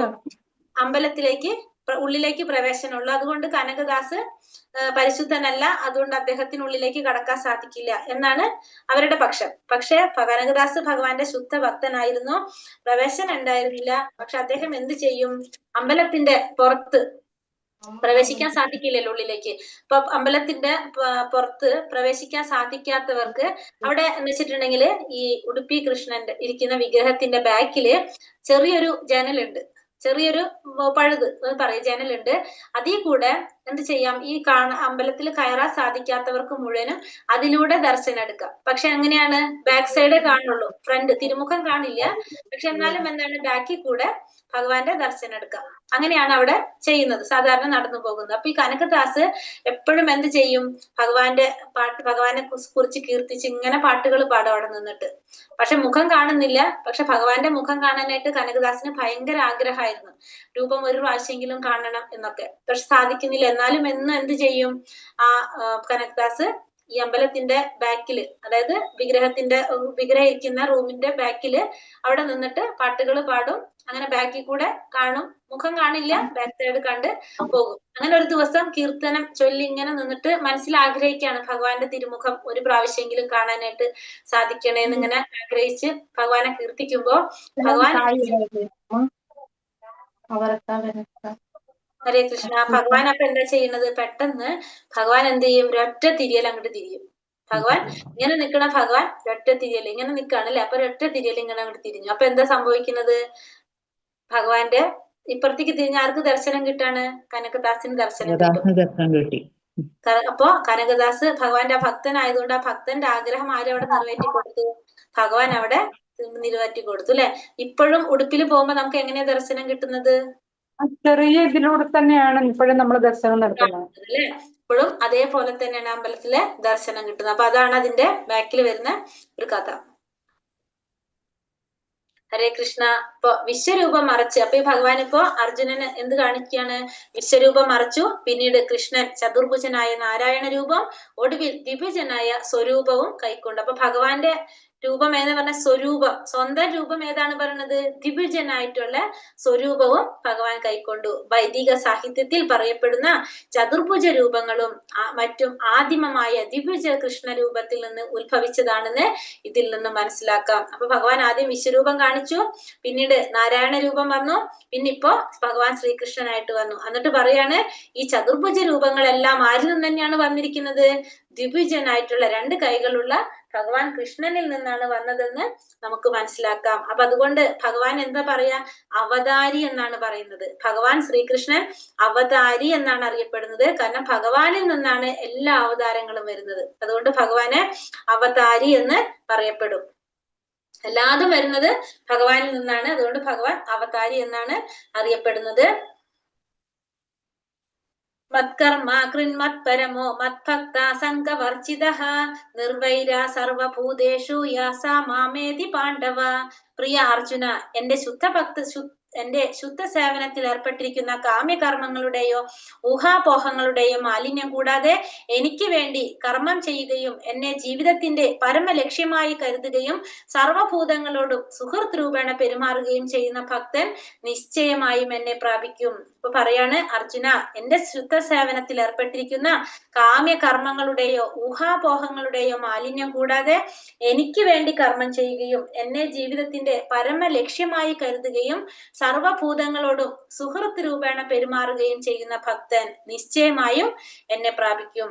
അപ്പൊ ഭഗവാൻ പറയുന്നത് എന്താണ് ഇവിടെ, ഭഗവാന്റെ ശുദ്ധ ഭക്തിയുടെ സേവനത്തിൽ ഏർപ്പെട്ടിരിക്കുന്നത്. പിന്നെന്താണ്, കാമ്യകർമ്മങ്ങള് ഫലം ആഗ്രഹിച്ചുകൊണ്ട് കർമ്മം ചെയ്യുന്നില്ല, ഊഹാപോഹങ്ങളോട് ചെയ്യുന്നില്ല, അങ്ങനെ അതിന്റെ മാലിന്യങ്ങളൊന്നും ഇല്ലാതെ ഭഗവാന് വേണ്ടി കർമ്മം ചെയ്യുക. പിന്നെന്താണ്, ജീവിതത്തിന്റെ പരമലക്ഷ്യം എന്താണ് മാറ്റുക, ഭഗവാൻ ലക്ഷ്യമായിട്ട് മാറ്റുക, ഭഗവാന് വേണ്ടിയിട്ട് കർമ്മം ചെയ്യുക, ജീവിതത്തിന്റെ പരമലക്ഷ്യം ഭഗവത് സേവനമാക്കിയെടുക്കുക, സർവഭൂതങ്ങളോടും സുഹൃത്ത് രൂപേണ പെരുമാറുകയും ചെയ്യുന്ന ഭക്തന് എന്ത് സാധിക്കും, നിശ്ചയമായിട്ടും ഭഗവാനെ പ്രാപിക്കാനായിട്ട് സാധിക്കുമെന്ന് പറയാണ് ഭഗവാൻ. അപ്പൊ എങ്ങനെയായിരിക്കണം ചെയ്യേണ്ടത്, ലാസ്റ്റ് ഭഗവാൻ പറയണത്, ഭഗവാന്റെ ശുദ്ധ ഭക്തിയുടെ സേവനത്തിൽ ഏർപ്പെട്ടിരിക്കണം, കാമ്യകർമ്മങ്ങളോ ഊഹാപോഹങ്ങളോ ഇല്ല.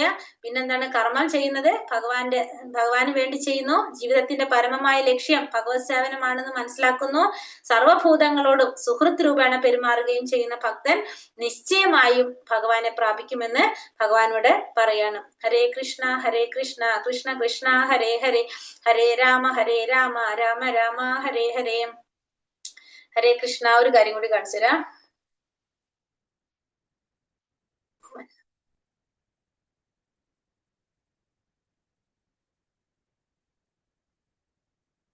ഇന്ന് ജസ്റ്റ് ഒന്ന് പറയാം, വേറെ ദിവസം ഞാൻ പറഞ്ഞുതരാം കേട്ടോ. അത് അതായത് ഇപ്പൊ നമ്മൾ എന്താ പറഞ്ഞത്, എല്ലാ ഉറവിടങ്ങളും ആരിൽ നിന്നാണ് വരുന്നത്? ഭഗവാൻ കൃഷ്ണനിൽ നിന്നാണ് വരുന്നത് പറഞ്ഞു അല്ലെ നമ്മള്. എല്ലാത്തിന്റെയും സ്രോതസ് ആരാണ്? ഉറവിടം ഭഗവാനാണ്. അപ്പൊ അത് നമുക്ക് ജസ്റ്റ് ഒന്ന് ഞാൻ പറഞ്ഞു തരാം, പിന്നെ നമുക്ക് ഒരു ദിവസം ഇത് പറയാം. ഇത്തിരി സമയം വേണം ഇത് പറയാനായിട്ട്. ഇവിടെ നമ്മൾ നോക്കുമ്പോ നിങ്ങൾക്ക് കാണുന്നുണ്ട് ഏറ്റവും മുകളിൽ ഭഗവാൻ കൃഷ്ണൻ, സ്വയം രൂപ കൃഷ്ണൻ. ഞാനിത് സൂം ചെയ്താ നിങ്ങൾക്ക് ക്ലാരിറ്റി കുറയും, അതുകൊണ്ടാണ് സൂം ചെയ്യാത്തത്. കാണുന്നുണ്ട്? ഓക്കെ, ഏറ്റവും മുകളിൽ ആരെ കാണുന്നുണ്ട്? ഭഗവാൻ കൃഷ്ണനെ കാണുന്നുണ്ട് അല്ലെ? സ്വയം രൂപ കൃഷ്ണൻ. ആ സ്വയം രൂപ കൃഷ്ണൻ രണ്ടായിട്ട് വിസ്തരിക്കുന്നുണ്ട്. താഴെ കാണുന്ന രണ്ട് വിത്ത്. സ്വയം പ്രകാശം. അതെ, വൈഭവ പ്രകാശം. യെല്ലോ ബോക്സിൽ കാണുന്ന പടമാണോ പറയുന്നത്? അതെ യെല്ലോ ബോക്സ്. വൈഭവ പ്രകാശവും പിന്നെ പ്രഭവ പ്രകാശമായിട്ട് രണ്ടായിട്ട്. ഈ പ്രഭവ പ്രകാശം എന്ന് നോക്കിക്കഴിഞ്ഞാൽ നിങ്ങൾക്ക് കാണാൻ സാധിക്കും, ഇത് ഭഗവാന്റെ രാസലീല, അതായത് വൃന്ദാവനത്തിലുള്ള ഭഗവാന്റെ ലീലകളും ആണ് ഇവിടെ കാണുന്നത്. അത് കഴിഞ്ഞിട്ട് പിന്നെ വേറെ നമുക്ക് നേരെ കാണുന്നത് പാർത്ഥസാരഥിയായിട്ട് മാത്രം ഭഗവാന്റെ യുദ്ധത്തില് തേരില് അല്ലെ. ഈ രണ്ട് സ്ഥലത്ത് മാത്രമേ നമ്മൾ കാണുന്നുള്ളൂ. കാണുന്നുണ്ടോ? നിങ്ങൾക്ക് മനസ്സിലാവണ്ടോ ഞാൻ പറയുന്നത്? കാണുന്നുണ്ട്. ഇനി ഇപ്പുറത്തെ സൈഡിൽ മനസ്സിലായില്ല. അതായത് നമ്മളിവിടെ പറഞ്ഞത് ഭഗവാൻ സ്വയം രണ്ടായിട്ട് വിസ്തരിച്ചു. മനസ്സിലായില്ല മാതാജി. അതാ ഞാൻ പറയുന്നത്, ഒന്നുകൂടി ശ്രദ്ധിച്ചോളൂ. അതായത് രണ്ടായിട്ട് ഭഗവാന്റെ ഫസ്റ്റ് ഭഗവാൻ സ്വയം രൂപകൃഷ്ണൻ ഭഗവാൻ രണ്ടായിട്ട് വിസ്തരിച്ചു. ഒന്ന് വൈഭവ പ്രകാശം, പ്രഭവ പ്രകാശം. ഫസ്റ്റത്തത് പ്രഭവ പ്രകാശം, രണ്ടാമത്തെ വൈഭവ പ്രകാശം. വൈഭവ പ്രകാശം കാണുന്നത് നല്ല വെളുത്തിട്ട് കാണുന്ന ഒരു രൂപം കാണുന്നില്ലേ? അത് ബലരാമനാണ്, ഒറ്റയ്ക്ക് നിൽക്കുന്ന രൂപം ബലരാമൻ. രണ്ടാമത്തെ കാണുന്നത് ഫസ്റ്റ് ഭഗവാൻ കൃഷ്ണൻ, അതിന്റെ അടിയിൽ രണ്ട് ഫോട്ടോ കാണുന്നുണ്ടാവും, അതിലൊരെണ്ണം ബലരാമനാണ് ഒറ്റയ്ക്ക് നിൽക്കുന്നത്. ഇപ്പുറത്ത് കാണുന്നത് പ്രഭവ പ്രകാശം. പ്രഭവ പ്രകാശം എന്ന് പറയുന്നത് വൃന്ദാവനത്തില് ഭഗവാൻ വൃന്ദാവനത്തിലുണ്ടല്ലോ, ഭഗവാൻ കൃഷ്ണനായിട്ട് വൃന്ദാവനത്തിലില്ലേ, അതാണ് പ്രഭവ പ്രകാശം വരുന്നത്. ഭഗവാൻ കൃഷ്ണന്റെ രാസലീലയുടെ പിക്ചറാണ് ഇവിടെ കൊടുത്തിരിക്കുന്നത്. പിന്നെ ആ പിക്ചർ നമ്മൾ പിന്നെ ഭഗവാനെ കൃഷ്ണനെ നമ്മൾ കാണുന്നത് അവിടെ നിന്ന് ആ ഏരോ മാർക്ക് വന്നിരിക്കുന്നത് നോക്കി വേറെ എവിടെയാണ്? കുരുക്ഷേത്രത്തില് യുദ്ധഭൂമിയില് തേരിലാണ് കാണുന്നത് അല്ലെ? അപ്പൊ ഈ രണ്ട് സ്ഥലത്ത് മാത്രമേ ഈ കൃഷ്ണന്റെ വന്നിട്ടുള്ളൂ. ഇവിടെ വേറെ കാണുന്നുണ്ടോ നിങ്ങൾ എവിടെയെങ്കിലും? ആ ഏരോ മാർക്ക് പോകുന്നുണ്ടോ എവിടേക്കെങ്കിലും?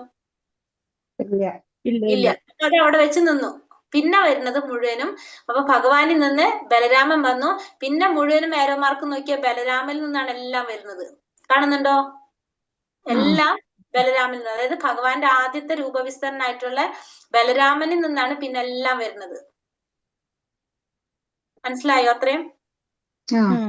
പിന്നെ ഇതിൽ നിങ്ങൾ നോക്കുമ്പോ കളർ ഫസ്റ്റ് നമ്മൾ പറഞ്ഞു 3 ലോകങ്ങളായിട്ട് തിരിക്കുക. ഇത് ഗോലോകം, ഏറ്റവും മുകളില് ഇത്തിരി ഡാർക്ക് യെല്ലോ ലൈറ്റ് യെല്ലോ കാണുന്നുണ്ട്, ഗോലോകം.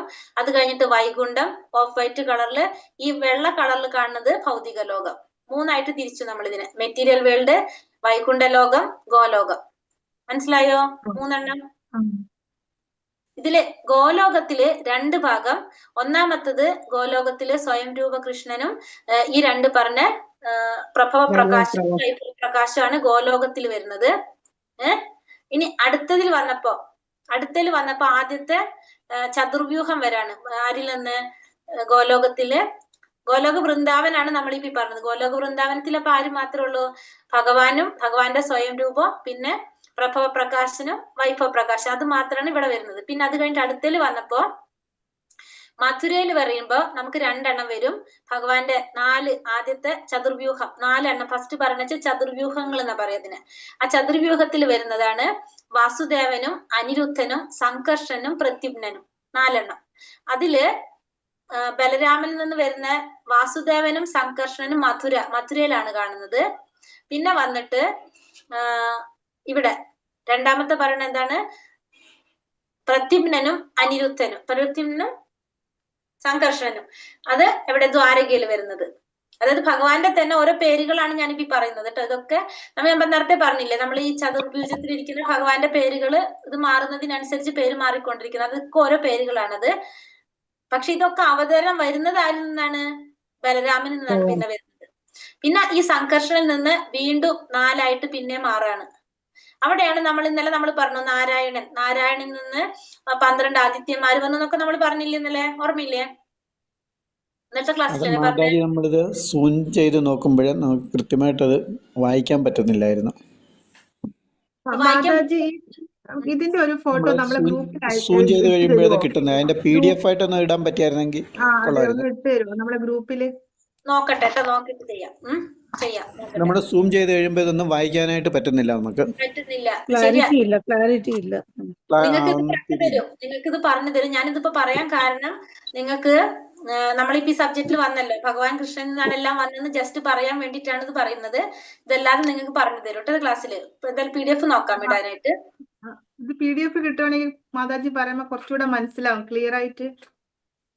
അതുകൊണ്ട് ചോദിച്ചു. അത് ഓക്കെയാണ്, അത് ഞാൻ തരാം, പിന്നെ അയച്ചു തരാം നിങ്ങൾക്ക്. ശരി മാഡം. ഇത് കഴിഞ്ഞിട്ട് ഇപ്പൊ അടുത്തേല് വരുമ്പോ അപ്പൊ ഞാനിത് ജസ്റ്റ് ഒന്ന് കൺക്ലൂഡ് ചെയ്തിട്ട് നിർത്താം, കാരണം നിങ്ങൾക്ക് അത്രയും മനസ്സിലാവണമെങ്കിൽ പിന്നെ അതല്ല നല്ല നമുക്ക്. ഹരേ കൃഷ്ണ. അപ്പൊ ഇവിടെ പറഞ്ഞു വരുന്നത്, അപ്പൊ ഭഗവാനിൽ നിന്നാണ്. പിന്നെ അത് കഴിഞ്ഞിട്ട് നമ്മള് രണ്ടാമത്തെ ചതുർവ്യൂഹങ്ങൾ വരും. അപ്പൊ ഇവിടെ നാരായണനിൽ നിന്ന് വീണ്ടും എന്ത് വരാണ്? ഈ പറഞ്ഞ വാസുദേവനും സംഘർഷനും അനിരുദ്ധനും പ്രത്യുമ്നും വരും. പിന്നെ അവരിൽ നിന്ന്, ആ സംഘർഷനിൽ നിന്നാണ് പിന്നെ നമ്മൾ പറഞ്ഞ പുരുഷാവതാരങ്ങൾ പറയുന്നില്ലേ നമ്മളെ, കാരണോദകശായ വിഷ്ണു, ക്ഷീരോദകശായ വിഷ്ണു, ഗർഭോദകശായ വിഷ്ണു നമ്മൾ പഠിച്ചില്ലേ? ആ അവതാരങ്ങൾ സ്റ്റാർട്ട് ചെയ്യണത്. അത് സ്റ്റാർട്ട് ചെയ്യുമ്പോഴേക്കും കളർ എന്തായി മാറി? വൈറ്റ് ആയി മാറി അല്ലെ? അപ്പൊ അവിടെ ഏത് ലോകം സ്റ്റാർട്ട് ചെയ്തു? മെറ്റീരിയൽ വേൾഡ്, ഭൗതിക ലോകം സ്റ്റാർട്ട് ചെയ്തു ഇപ്പൊ. അപ്പൊ ഇതുവരെ ഈ കണ്ട വൈകുണ്ഠ ലോകത്തിലാണ് ഇത് നടക്കുന്നത്. ഇപ്പൊ ഇവിടെ ഗോലോക വൃന്ദാവനം വന്നു, പിന്നെ ഇവിടെ മഥുര ദ്വാരക വന്നു, പിന്നെ അത് കഴിഞ്ഞിട്ട് വൈകുണ്ഠ ലോകം വന്നു. പുരുഷാവതാരങ്ങൾ തുടങ്ങിയപ്പോ ഏത് ലോകം സ്റ്റാർട്ട് ചെയ്തു? നമ്മളെ ഭൗതിക ലോകം. ഈ ഭൗതിക ലോകത്തിലെ പ്രവർത്തനങ്ങൾ നിയന്ത്രിക്കുന്നതാണ് പിന്നെ ഭഗവാന്റെ, പിന്നെ നമുക്കറിയാവുന്ന അവതാരങ്ങൾ മുഴുവനും, ഭഗവാന്റെ അവതാരങ്ങൾ മുഴുവനും. ഇപ്പൊ താഴെ കാണുന്ന ചെറിയ ചെറിയ എഴുതിയിരിക്കുന്നത് മുഴുവനും ഭഗവാന്റെ അവതാരങ്ങളെ കുറിച്ചാണ്. മത്സ്യം, കൂർമ്മം, വരാഹം, ആ പൂള്ള അവതാരങ്ങള്, ഗുണാവതാരങ്ങള്, അങ്ങനെയുണ്ടല്ലോ. അത് മുഴുവൻ ഇവിടെ പേരുകളെ കൊടുത്തിരിക്കുന്നത്. അപ്പൊ അത് മുഴുവൻ എവിടെയാ വന്നത്? ഇപ്പൊ ഭൗതിക ലോകത്തിൽ. ഇത് മാത്രമാണ് നമുക്ക് അറിയുന്നത്. ഇതിന് മുന്നത്തെ ഇത്രയും കാര്യങ്ങൾ നമുക്ക് പരിചയം ഉണ്ടാവില്ല, നമ്മൾ കേട്ടിട്ടില്ല അല്ലെ? ഇപ്പോഴായിരിക്കും നമ്മൾ അതൊക്കെ കേൾക്കുന്നത്. ഹരേ കൃഷ്ണ. അപ്പൊ അത് ഡീറ്റെയിൽ ആയിട്ട് നമുക്ക് പറയാം, അതൊരു ദിവസം പറഞ്ഞു തരും നിങ്ങൾക്ക് എന്തായാലും. ഇപ്പൊ ജസ്റ്റ് ഒന്ന് നിങ്ങൾക്ക് മനസ്സിലാക്കാൻ വേണ്ടി, അതായത് ഭഗവാൻ കൃഷ്ണനിൽ നിന്നാണ് എല്ലാം സ്റ്റാർട്ട് ചെയ്യുന്നത്. ഇത്രയും ഭഗവാന്റെ അവതാരങ്ങൾ വരുന്നത് മുഴുവൻ ആരിൽ നിന്ന് തന്നെയാണ്? ഭഗവാൻ കൃഷ്ണനിൽ നിന്നാണ്. അതിൽ ഫസ്റ്റത്തെ ഭഗവാന്റെ രൂപവിസ്തരണം ആരാണ്? ബലരാമനാണ്. നമ്മൾ ഈ ഹരേ കൃഷ്ണ നാമം ചൊല്ലുമ്പോ നമ്മൾ പറയുന്നല്ലേ, ബലരാമൻ ഗുരുവിന്റെ സ്ഥാനത്താണ്. അത് ഗുരു ആയിട്ടാണ് ആര് നമ്മൾ പറയുന്നത്? ബലരാമനെ കാണുന്നത്. അപ്പൊ ബലരാമനാണ് ഫസ്റ്റത്തെ രൂപവിസ്തരണം വരുന്നത്. സേവഭാവത്തിലാണ് ഭഗവാന്റെ രൂപത്തില് ബലരാമൻ സേവനാഭാവത്തില്, ഭഗവാന്റെ സേവകനായിട്ട് സേവകാഭാവത്തിലാണ് വരുന്നത്. അപ്പൊ അത്രയാണ് നമുക്കിത് പറയാനുള്ളത്. അപ്പൊ ജസ്റ്റ് ഒന്ന് നിങ്ങൾക്ക് പറഞ്ഞതാണ്, ഭഗവാൻ ശ്രീകൃഷ്ണൻ അവതാരിയാണെന്ന് പറയാനായിട്ടുള്ള റീസൺ കാണിച്ചു തന്നതാണത്. കാരണം ഭഗവാനിൽ നിന്നാണ് എല്ലാത്തിന്റെയും തുടക്കം. ക്വസ്റ്റ്യൻ ആൻസർ നോക്കാം നമുക്ക് ആദ്യം.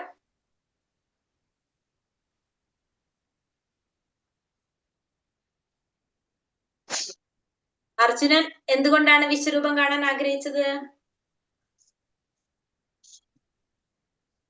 ഭഗവാൻ പരമ ദിവ്യോത്തമ പുരുഷനാണ് എന്ന് ഭാവിയിൽ ജനങ്ങൾക്ക് ബോധ്യപ്പെടുത്താൻ വേണ്ടി, കൊടുക്കാൻ വേണ്ടിട്ട് അല്ലെ? കാരണം ഭഗവാന്റെ പിന്നെ ഒരു മാനദണ്ഡം കൂടിയാക്കാൻ വേണ്ടിട്ട്. നാളെ ആരെങ്കിലും അവതാര പുരുഷന്മാരാണെന്ന് പറഞ്ഞു വരാണെങ്കിൽ എന്ത് പറയാം? വിശ്വരൂപം കാണിച്ചു തരാൻ പറയാം അല്ലെ? നമുക്ക് അതിന് കൂടി വേണ്ടി, അത് മറ്റുള്ളവർക്ക് ബോധ്യപ്പെടുത്താൻ കൊടുക്കാൻ വേണ്ടിയിട്ടാണ് ഭഗവാൻ അർജുനൻ അത് ആഗ്രഹിച്ചത്. കൃഷ്ണന്റെ മറ്റ് അവതാരങ്ങളുടെ പ്രത്യേകത എന്താണ്? മറ്റ് അവതാരങ്ങൾ സ്ഥിരമായി നിലനിൽക്കുന്നവർ. അത് എവിടെ നിലനിൽക്കണമെന്നും കൂടി പറയുന്നുണ്ട്. എവിടെയാണ്? പരവ്യോമത്തിൽ സ്ഥിതി ചെയ്യുന്നതാണ്. പരവ്യോമത്തിൽ, വൈകുണ്ഠ ലോകങ്ങളില്. എവിടെയാണ് സ്ഥിതി ചെയ്യുന്നത്? വൈകുണ്ഠ ലോകങ്ങളില് അല്ലെങ്കിൽ പരവ്യോമത്തിൽ സ്ഥിതി ചെയ്യുന്നതാണ് മറ്റുള്ള അവതാരങ്ങൾ.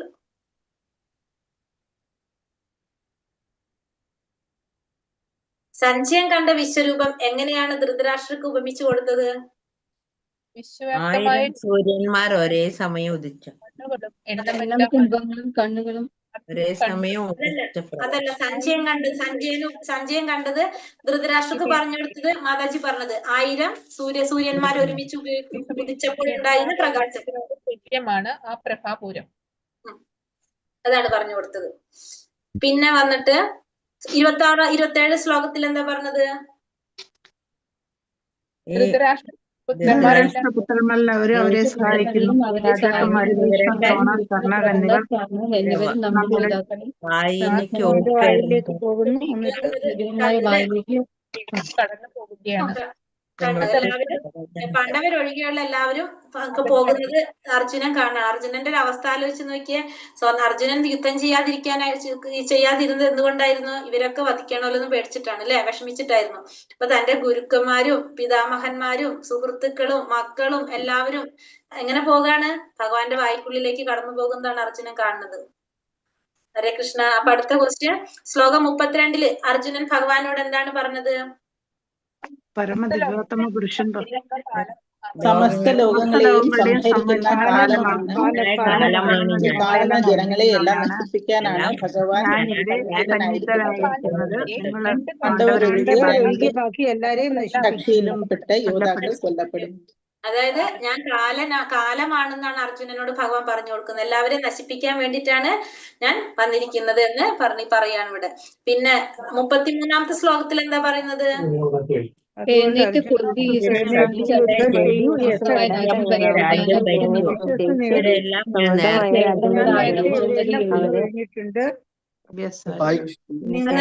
ഉപാധി മാത്രമാണ്. നീ ഒരു ഉപകരണം മാത്രമേ ആകുന്നുള്ളൂ. ഞാൻ ഓൾറെഡി ഇവരൊക്കെ വഹിച്ചു കഴിഞ്ഞു. ഇപ്പൊ നീ എഴുന്നേറ്റ് യുദ്ധം ചെയ്തു പൊരുതി നിന്റെ യശസ് നേടാൻ ശ്രമിക്കൂ. കാരണം നീ ഒരു ഉപകരണം മാത്രമേ ആകുന്നുള്ളൂ. സവ്യസാചീൻ എന്നാ പറഞ്ഞത് അല്ലെ. ഇനി 52-ാമത്തെ ശ്ലോകത്തില് എന്ന് പറയുന്നത് സാധാരണ രൂപം, സുലഭമല്ലാത്തതാണ് ഭഗവാന്റെ നാരായണ രൂപമാണ്. അതായത് സുദുർദർശൻ ഭഗവാന്റെ ശ്രീകൃഷ്ണ രൂപം എന്ന് പറയുന്നത് എല്ലാവർക്കും കാണാൻ സാധിക്കുന്നുള്ളത് വളരെ ദുർലഭമായിട്ട് മാത്രം കാണാൻ സാധിക്കുന്നതാണല്ലേ പറഞ്ഞ. അത്രയും ദുർലഭമായിട്ട് ആർക്കും കാണാനായിട്ട് സാധിക്കുന്നതല്ല എന്നാണ് ആ വേർഡ് കൊണ്ട് അവിടെ അർത്ഥാക്കുന്നത്. 54-ാമത്തെ ശ്ലോകത്തില് ഭഗവാനെ എങ്ങനെയാണ് അറിയാൻ കഴിയുക എന്ന് ഭഗവാൻ പറഞ്ഞത്?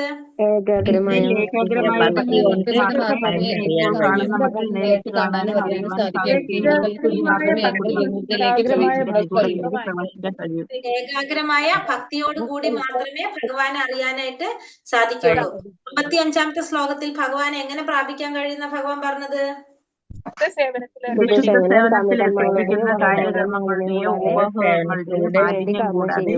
എനിക്ക് വേണ്ടി കർമ്മം ചെയ്യുകയും എന്റെ ജീവിതത്തിൽ കർമ്മലക്ഷ്യമായി കരുതുകയും സർവബോധങ്ങളോട് പെരുമാറുകയും ചെയ്യുന്ന ഭക്തൻ നിശ്ചയമായും എന്നെ തന്നെ ചെയ്യാതെ ഭഗവത് സേവനം നിശ്ചലമായി ഭഗവാനെ പ്രാപിക്കാനായിട്ട് സാധിക്കും. അതായത് ഏകാഗ്രമായ ഭക്തിയോട് കൂടി മാത്രമേ ഭഗവാനെ പ്രാപിക്കാനായിട്ട് സാധിക്കുള്ളൂ. വേറെ ഒരു വഴിയും ഇല്ല നമുക്ക് അല്ലെ, ഷോർട്ട് കട്ട് ഒന്നും ഇല്ല. ഭക്തിയോട് കൂടി മാത്രമേ ഭഗവാനെ പ്രാപിക്കാൻ സാധിക്കുള്ളൂ എന്നാണ് ഭഗവാൻ ഇതില് പറഞ്ഞു തരുന്നത്. അപ്പൊ ഇനി നമുക്ക് അറിയേണ്ടത് എങ്ങനെയാണ് ഭഗവാനെ നമുക്ക് ഭക്തിയോടെ നമുക്ക് എന്തൊക്കെ ചെയ്തുകൊണ്ട് ഭഗവാനെ പ്രാപിക്കാൻ സാധിക്കും. അതാണ് ഇനി ഭഗവാൻ 12-ാമത്തെ അധ്യായം ഭക്തിയോഗം നമുക്ക് പറഞ്ഞു തരുന്നത്. നമുക്കിപ്പോ തോന്നുന്നുണ്ടല്ലേ, ഭക്തിയോഗത്തിലൂടെ ഭക്തിയുത സേവനത്തിലൂടെ മാത്രമേ നമുക്ക് ഭഗവാനെ പ്രാപിക്കാനായിട്ട് സാധിക്കുള്ളൂ. ഇനി അടുത്ത് നമുക്ക് അറിയേണ്ടത് എന്താണ്? അതെന്തൊക്കെയാണ്? നമ്മൾ അടുത്ത സംശയം അതല്ലേ ഇനി വരുന്നത്. സ്വാഭാവികമായിട്ടും അത് എന്തൊക്കെയാണ് നമുക്ക് ചെയ്യേണ്ടി വരാ, എന്തൊക്കെയാണ് നമുക്ക് അറിയേണ്ടത്. അപ്പൊ അതാണ് നമ്മുടെ 12-ാമത്തെ അധ്യായം ഭഗവാൻ പറയുന്നത്. ഹരേ കൃഷ്ണ. അപ്പൊ നമുക്ക് കുറച്ച് ബാക്കിയും കൂടി പറയാനുണ്ട് അല്ലേ. പറഞ്ഞോളൂ മാതാജി. ഒരു ഡൗട്ട് ചോദിക്കട്ടെ. ഇതിൽ വന്നിട്ട് സഞ്ജയൻ പറയുന്നുണ്ടല്ലോ, സഞ്ജയൻ മൂലമായിട്ട് ധൃതരാഷ്ട്രം എല്ലാം കേൾക്കുകയാണ് എന്തൊക്കെ കാണുകയാണെന്നുള്ളതൊക്കെ. അപ്പൊ അതിൽ വന്നിട്ട് പറയുന്നുണ്ട് പാണ്ഡവർ അല്ലാതെ 2 കക്ഷിയിലുള്ള എല്ലാരും മരിക്കും എന്നുള്ളത് പറയുന്നുണ്ട്. അപ്പൊ അത് ധൃതരാഷ്ട്രം നേരത്തെ മനസ്സിലാക്കുകയാണോ ചെയ്യുന്നത്? എന്ത് എനിക്ക് മനസ്സിലായില്ല. സഞ്ജയൻ പറയുന്നുണ്ട് ധൃതരാഷ്ട്രക്ക് അവിടെ നടക്കുന്ന വിശ്വരൂപത്തിനെ പറ്റി എല്ലാം പറഞ്ഞു കൊടുക്കുന്നുണ്ട്. അപ്പൊ അതിലിങ്ങനെ പറയുന്നുണ്ടല്ലോ, പാണ്ഡവർ എല്ലാം വായ്ക്കുള്ളിലോട്ട് പോകുമ്പോ പാണ്ഡവർ ഒഴികെ 2 കക്ഷിയിലുള്ള എല്ലാവരും വന്നിട്ട് ഭഗവാന്റെ വായ്ക്കുള്ളിലെ വിശ്വരൂപത്തിൽ പോകുന്നതായിട്ട്. അപ്പൊ ഭഗവാൻ അർജുനോട് പറഞ്ഞു കൊടുക്കുന്നുണ്ടല്ലോ. അപ്പൊ അത് ധൃതരാഷ്ട്രം നേരത്തെ മനസ്സിലാക്കുകയാണോ ചെയ്യുന്നത് കൗരവർ മരിക്കും എന്നുള്ളത്? ധൃതരാഷ്ട്രക്ക് സംശയമുള്ളത് എന്താണല്ലോ, ധൃതരാഷ്ട്രക്ക് അറിയാലോ ആ ധർമ്മത്തിന് എന്തായാലും നാശാണെന്നുള്ളത് അറിയുന്ന കാര്യം തന്നെയല്ലേ. അതെ അതെ അതെ. ഓക്കെ, അപ്പൊ അത് മുൻകൂട്ടി കാരണം അതില് ഫസ്റ്റത്തെ ശ്ലോകത്തിൽ തന്നെ നമുക്ക് മനസ്സിലാക്കാം അത്. കാരണം ധൃതരാഷ്ട്ര പറയുന്നത് എന്താണ്? ധർമ്മക്ഷേത്രേ കുരുക്ഷേത്രേ സമവേത യുയുത്സവ മാമക പാണ്ഡവശ്ചേവ കിമകുർവത സഞ്ജയ. അത് ചോദിക്കുമ്പോ തന്നെ അവിടെ ധൃതരാഷ്ട്രയുടെ സ്വാർത്ഥത വരുന്നുണ്ടെങ്കിൽ, കാരണം ധൃതരാഷ്ട്രക്ക് അറിയാം അത് ധർമ്മഭൂമിയാണെന്നുള്ളത്. ധർമ്മത്തിന് മാത്രമേ അവിടെ നിലനിൽപ്പ് ഉണ്ടാകുള്ളൂ എന്നുള്ളത് ആർക്കറിയാം? ധൃതരാഷ്ട്രക്ക് അറിയാം. ഓക്കെ. അപ്പൊ അത് എന്നാലും എന്താണ് ചോയ്സ് ചെയ്യുന്നത്? കാരണം എല്ലാവർക്കും തന്റെ മക്കൾ അങ്ങനെയല്ല എപ്പോഴും. പിന്നെ നമ്മൾ ഇന്നലെ പറഞ്ഞത് ബ്രഹ്മാവിന്റെ, നമ്മൾ ഇന്നലെ എന്താ പറഞ്ഞ? കൽപ്പപ്രളയം പറഞ്ഞു അല്ലെ? മഹാപ്രളയം പറഞ്ഞു, കൽപ്പപ്രളയം പറഞ്ഞു നിർത്തിയിട്ടുണ്ടാവും അല്ലെ ഇന്നലെ? ഇന്ന് മന്വന്തരം പറയാന്നല്ല പറഞ്ഞത്? അതെ മാതാജി. മന്വന്തരം. അപ്പൊ നമ്മൾ പറഞ്ഞു കൽപ്പത്തിനെ കുറിച്ചിട്ടാണ് നമ്മൾ ഇവിടെ ബാക്കി പറഞ്ഞത്. അപ്പൊ കൽപ്പം എന്ന് വെച്ചാല് എങ്ങനെയാണ് പറഞ്ഞ? കൽപ്പം പറഞ്ഞല്ലേ? ബ്രഹ്മാവിന്റെ ഒരു പകല്. ബ്രഹ്മാവിന്റെ ഒരു പകല്. ആ പകൽ എന്ന് പറഞ്ഞാല് എത്ര ചതുർയുഗങ്ങൾ ഉണ്ടെന്ന് കണ്ടു എന്നല്ലേ? പകലില് 1000 ചതുർയുഗങ്ങൾ. 1000 ചതുർയുഗങ്ങളാണ് ബ്രഹ്മാവിന്റെ ഒരു പകൽ എന്ന് പറഞ്ഞു അല്ലെ? അപ്പൊ എത്ര വർഷാണെന്ന് പറഞ്ഞു? 432 കോടി വർഷമാണ് ബ്രഹ്മാവിന്റെ ഒരു പകല്. ഇനി ഒരു പകലില് എത്ര മന്വന്തരങ്ങൾ ഉണ്ടെന്ന് പറയാം നമുക്ക്. ഒരു പകൽ എന്ന് പറയുന്നത് 432 കോടി വർഷമാണെന്ന് പറഞ്ഞു അല്ലേ? അപ്പൊ 432 കോടി വർഷം എന്ന് പറഞ്ഞാല് 14 മന്വന്തരങ്ങളാണ് ഒരു പകലിലുള്ളത്. 14 മന്വന്തരങ്ങള്. 14 മന്വന്തരങ്ങളാണ് ഒരു പകല്. ബ്രഹ്മാവിന്റെ ഒരു പകൽ എന്ന് പറഞ്ഞാല് 14 മന്വന്തരം. ഒരു മന്വന്തരം എന്ന് പറഞ്ഞാല്, ഒരു മന്വന്തരം എന്ന് വെച്ചിട്ടുണ്ടെങ്കിൽ എത്ര ചതുർയുഗം വരുന്നുണ്ടാവും? അപ്പൊ 14 മന്വന്തരാണ് ഒരു പകല് വരുന്നത്. ഒരു പകലിൽ എത്ര വർഷം ഉണ്ട്? 432 വർഷം, 432 കോടി വർഷം. ഒരു മന്വന്തരം എത്ര വരുന്നുണ്ട് നോക്കിയോ?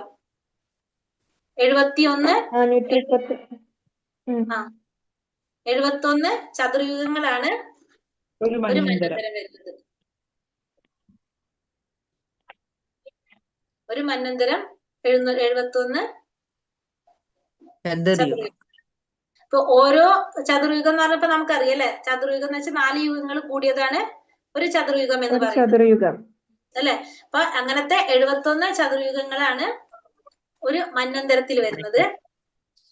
അപ്പൊ 43,20,000 43,20,000 ഇൻറ്റു 1000 അതല്ലേ 532 കോടി വരുന്നത്. ഒരു ചതുർയുഗമാണ് 43,20,000 വരുന്നത്. അങ്ങനത്തെ 1000 ചതുർയുഗമാണ് ബ്രഹ്മാവിന്റെ ഒരു പകല്. അപ്പൊ അതെന്ന് പറയുമ്പോ 432 കോടി. അപ്പൊ ഈ ഒരു പകൽ എന്ന് പറയുന്നത് എത്ര മന്വന്തരാണ്? 14 മന്വന്തരാണ്. ഒരു മന്വന്തരത്തില് എത്ര ചതുർയുഗങ്ങൾ വരുന്നുണ്ട് അല്ലെ? ഇത്ര നമുക്ക് മനസ്സിലായപ്പോ 14 434 കോടി ഇൻറ്റു 14 അല്ലേ വരിക മാതാജി? കേട്ടില്ല. 434 കോടി ഇൻറ്റു 14. 434 അല്ലല്ലോ, 32 അല്ലേ? 432 കോടി. 432 കോടിയാണ് പകല്. ഒരു പകലിലുള്ളത് 14 മന്വന്തരങ്ങൾ അല്ലേ? അതെ, ഒരു പകലില് 14 മന്വന്തരങ്ങള്. അപ്പൊ അതിനെ ഡിവൈഡ് ചെയ്യുമ്പോ നമുക്ക് എന്ത് കിട്ടും? എത്ര മന്വന്തരം വരുന്നുണ്ടെന്ന് കിട്ടും നമുക്ക്. അതില് ഒരു മന്വന്തരത്തിൽ എത്ര ചതുർയുഗം വരുന്നുണ്ടെന്ന് കിട്ടും നമുക്ക്. ഇനി അടുത്ത് നമുക്ക് അറിയേണ്ടത് എന്താണ്? ഇതില് നമ്മള് ഇപ്പൊ എത്രാമത്തെ മന്വന്തരത്തിലാണ്? അടുത്ത് നമ്മളൊരു സംശയമില്ല, നമ്മളിപ്പോ എത്രാമത്തെ മന്വന്തരത്തിലായിരിക്കും അല്ലെ? 7ാമത്തെ മന്വന്തരത്തിലാണ് നമ്മളിപ്പോ. 14 മന്വന്തരത്തില് 7ാമത്തെ മന്വന്തരത്തിലാണ് നമ്മളിപ്പോ. വൈവസ്വത മനുവിന്റെ കാലഘട്ടമാണ് ഇപ്പൊ. അപ്പൊ ചതുർയുഗം ഇപ്പൊ ഇതില് പറയുന്നത് 7ാമത്തെ മന്വന്തരത്തിലെ 28ാമത്തെ ചതുർയുഗത്തിലാണ് ഇപ്പൊ നമ്മൾ നിൽക്കുന്നത്.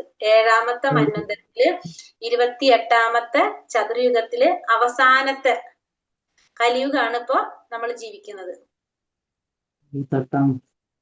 ഇനിയിപ്പോ 28ാമത്തെ കഴിഞ്ഞാൽ 29ാമത്തെ തുടങ്ങുമ്പോ സത്യുഗം വെച്ച് വീണ്ടും തുടങ്ങും. ഇപ്പൊ നമ്മള് 5000 ചില്ലാൻ വർഷം, 5100 ചില്ലാൻ വർഷം ഇപ്പൊ കഴിഞ്ഞു കലിയുഗത്തില്. ഇനി ബാക്കി കുറെ കണ്ട് അത് കഴിയുമ്പോ വീണ്ടും കലിയുഗം തീരും. പിന്നെ നമ്മൾ പറഞ്ഞു എന്ത് വരും? അപ്പൊ ഓരോന്ന് കഴിയുമ്പോ പ്രളയം പിന്നെ സത്യത്തിൽ ചേർന്നു അതിങ്ങനെ മാറിക്കൊണ്ടേയിരിക്കും. പിന്നെ ലെവൽ 2 പറയും ഇനി. മാതാജി കലിയുഗം കഴിയുമ്പോഴേ പ്രളയം ഉണ്ടാവുമോ?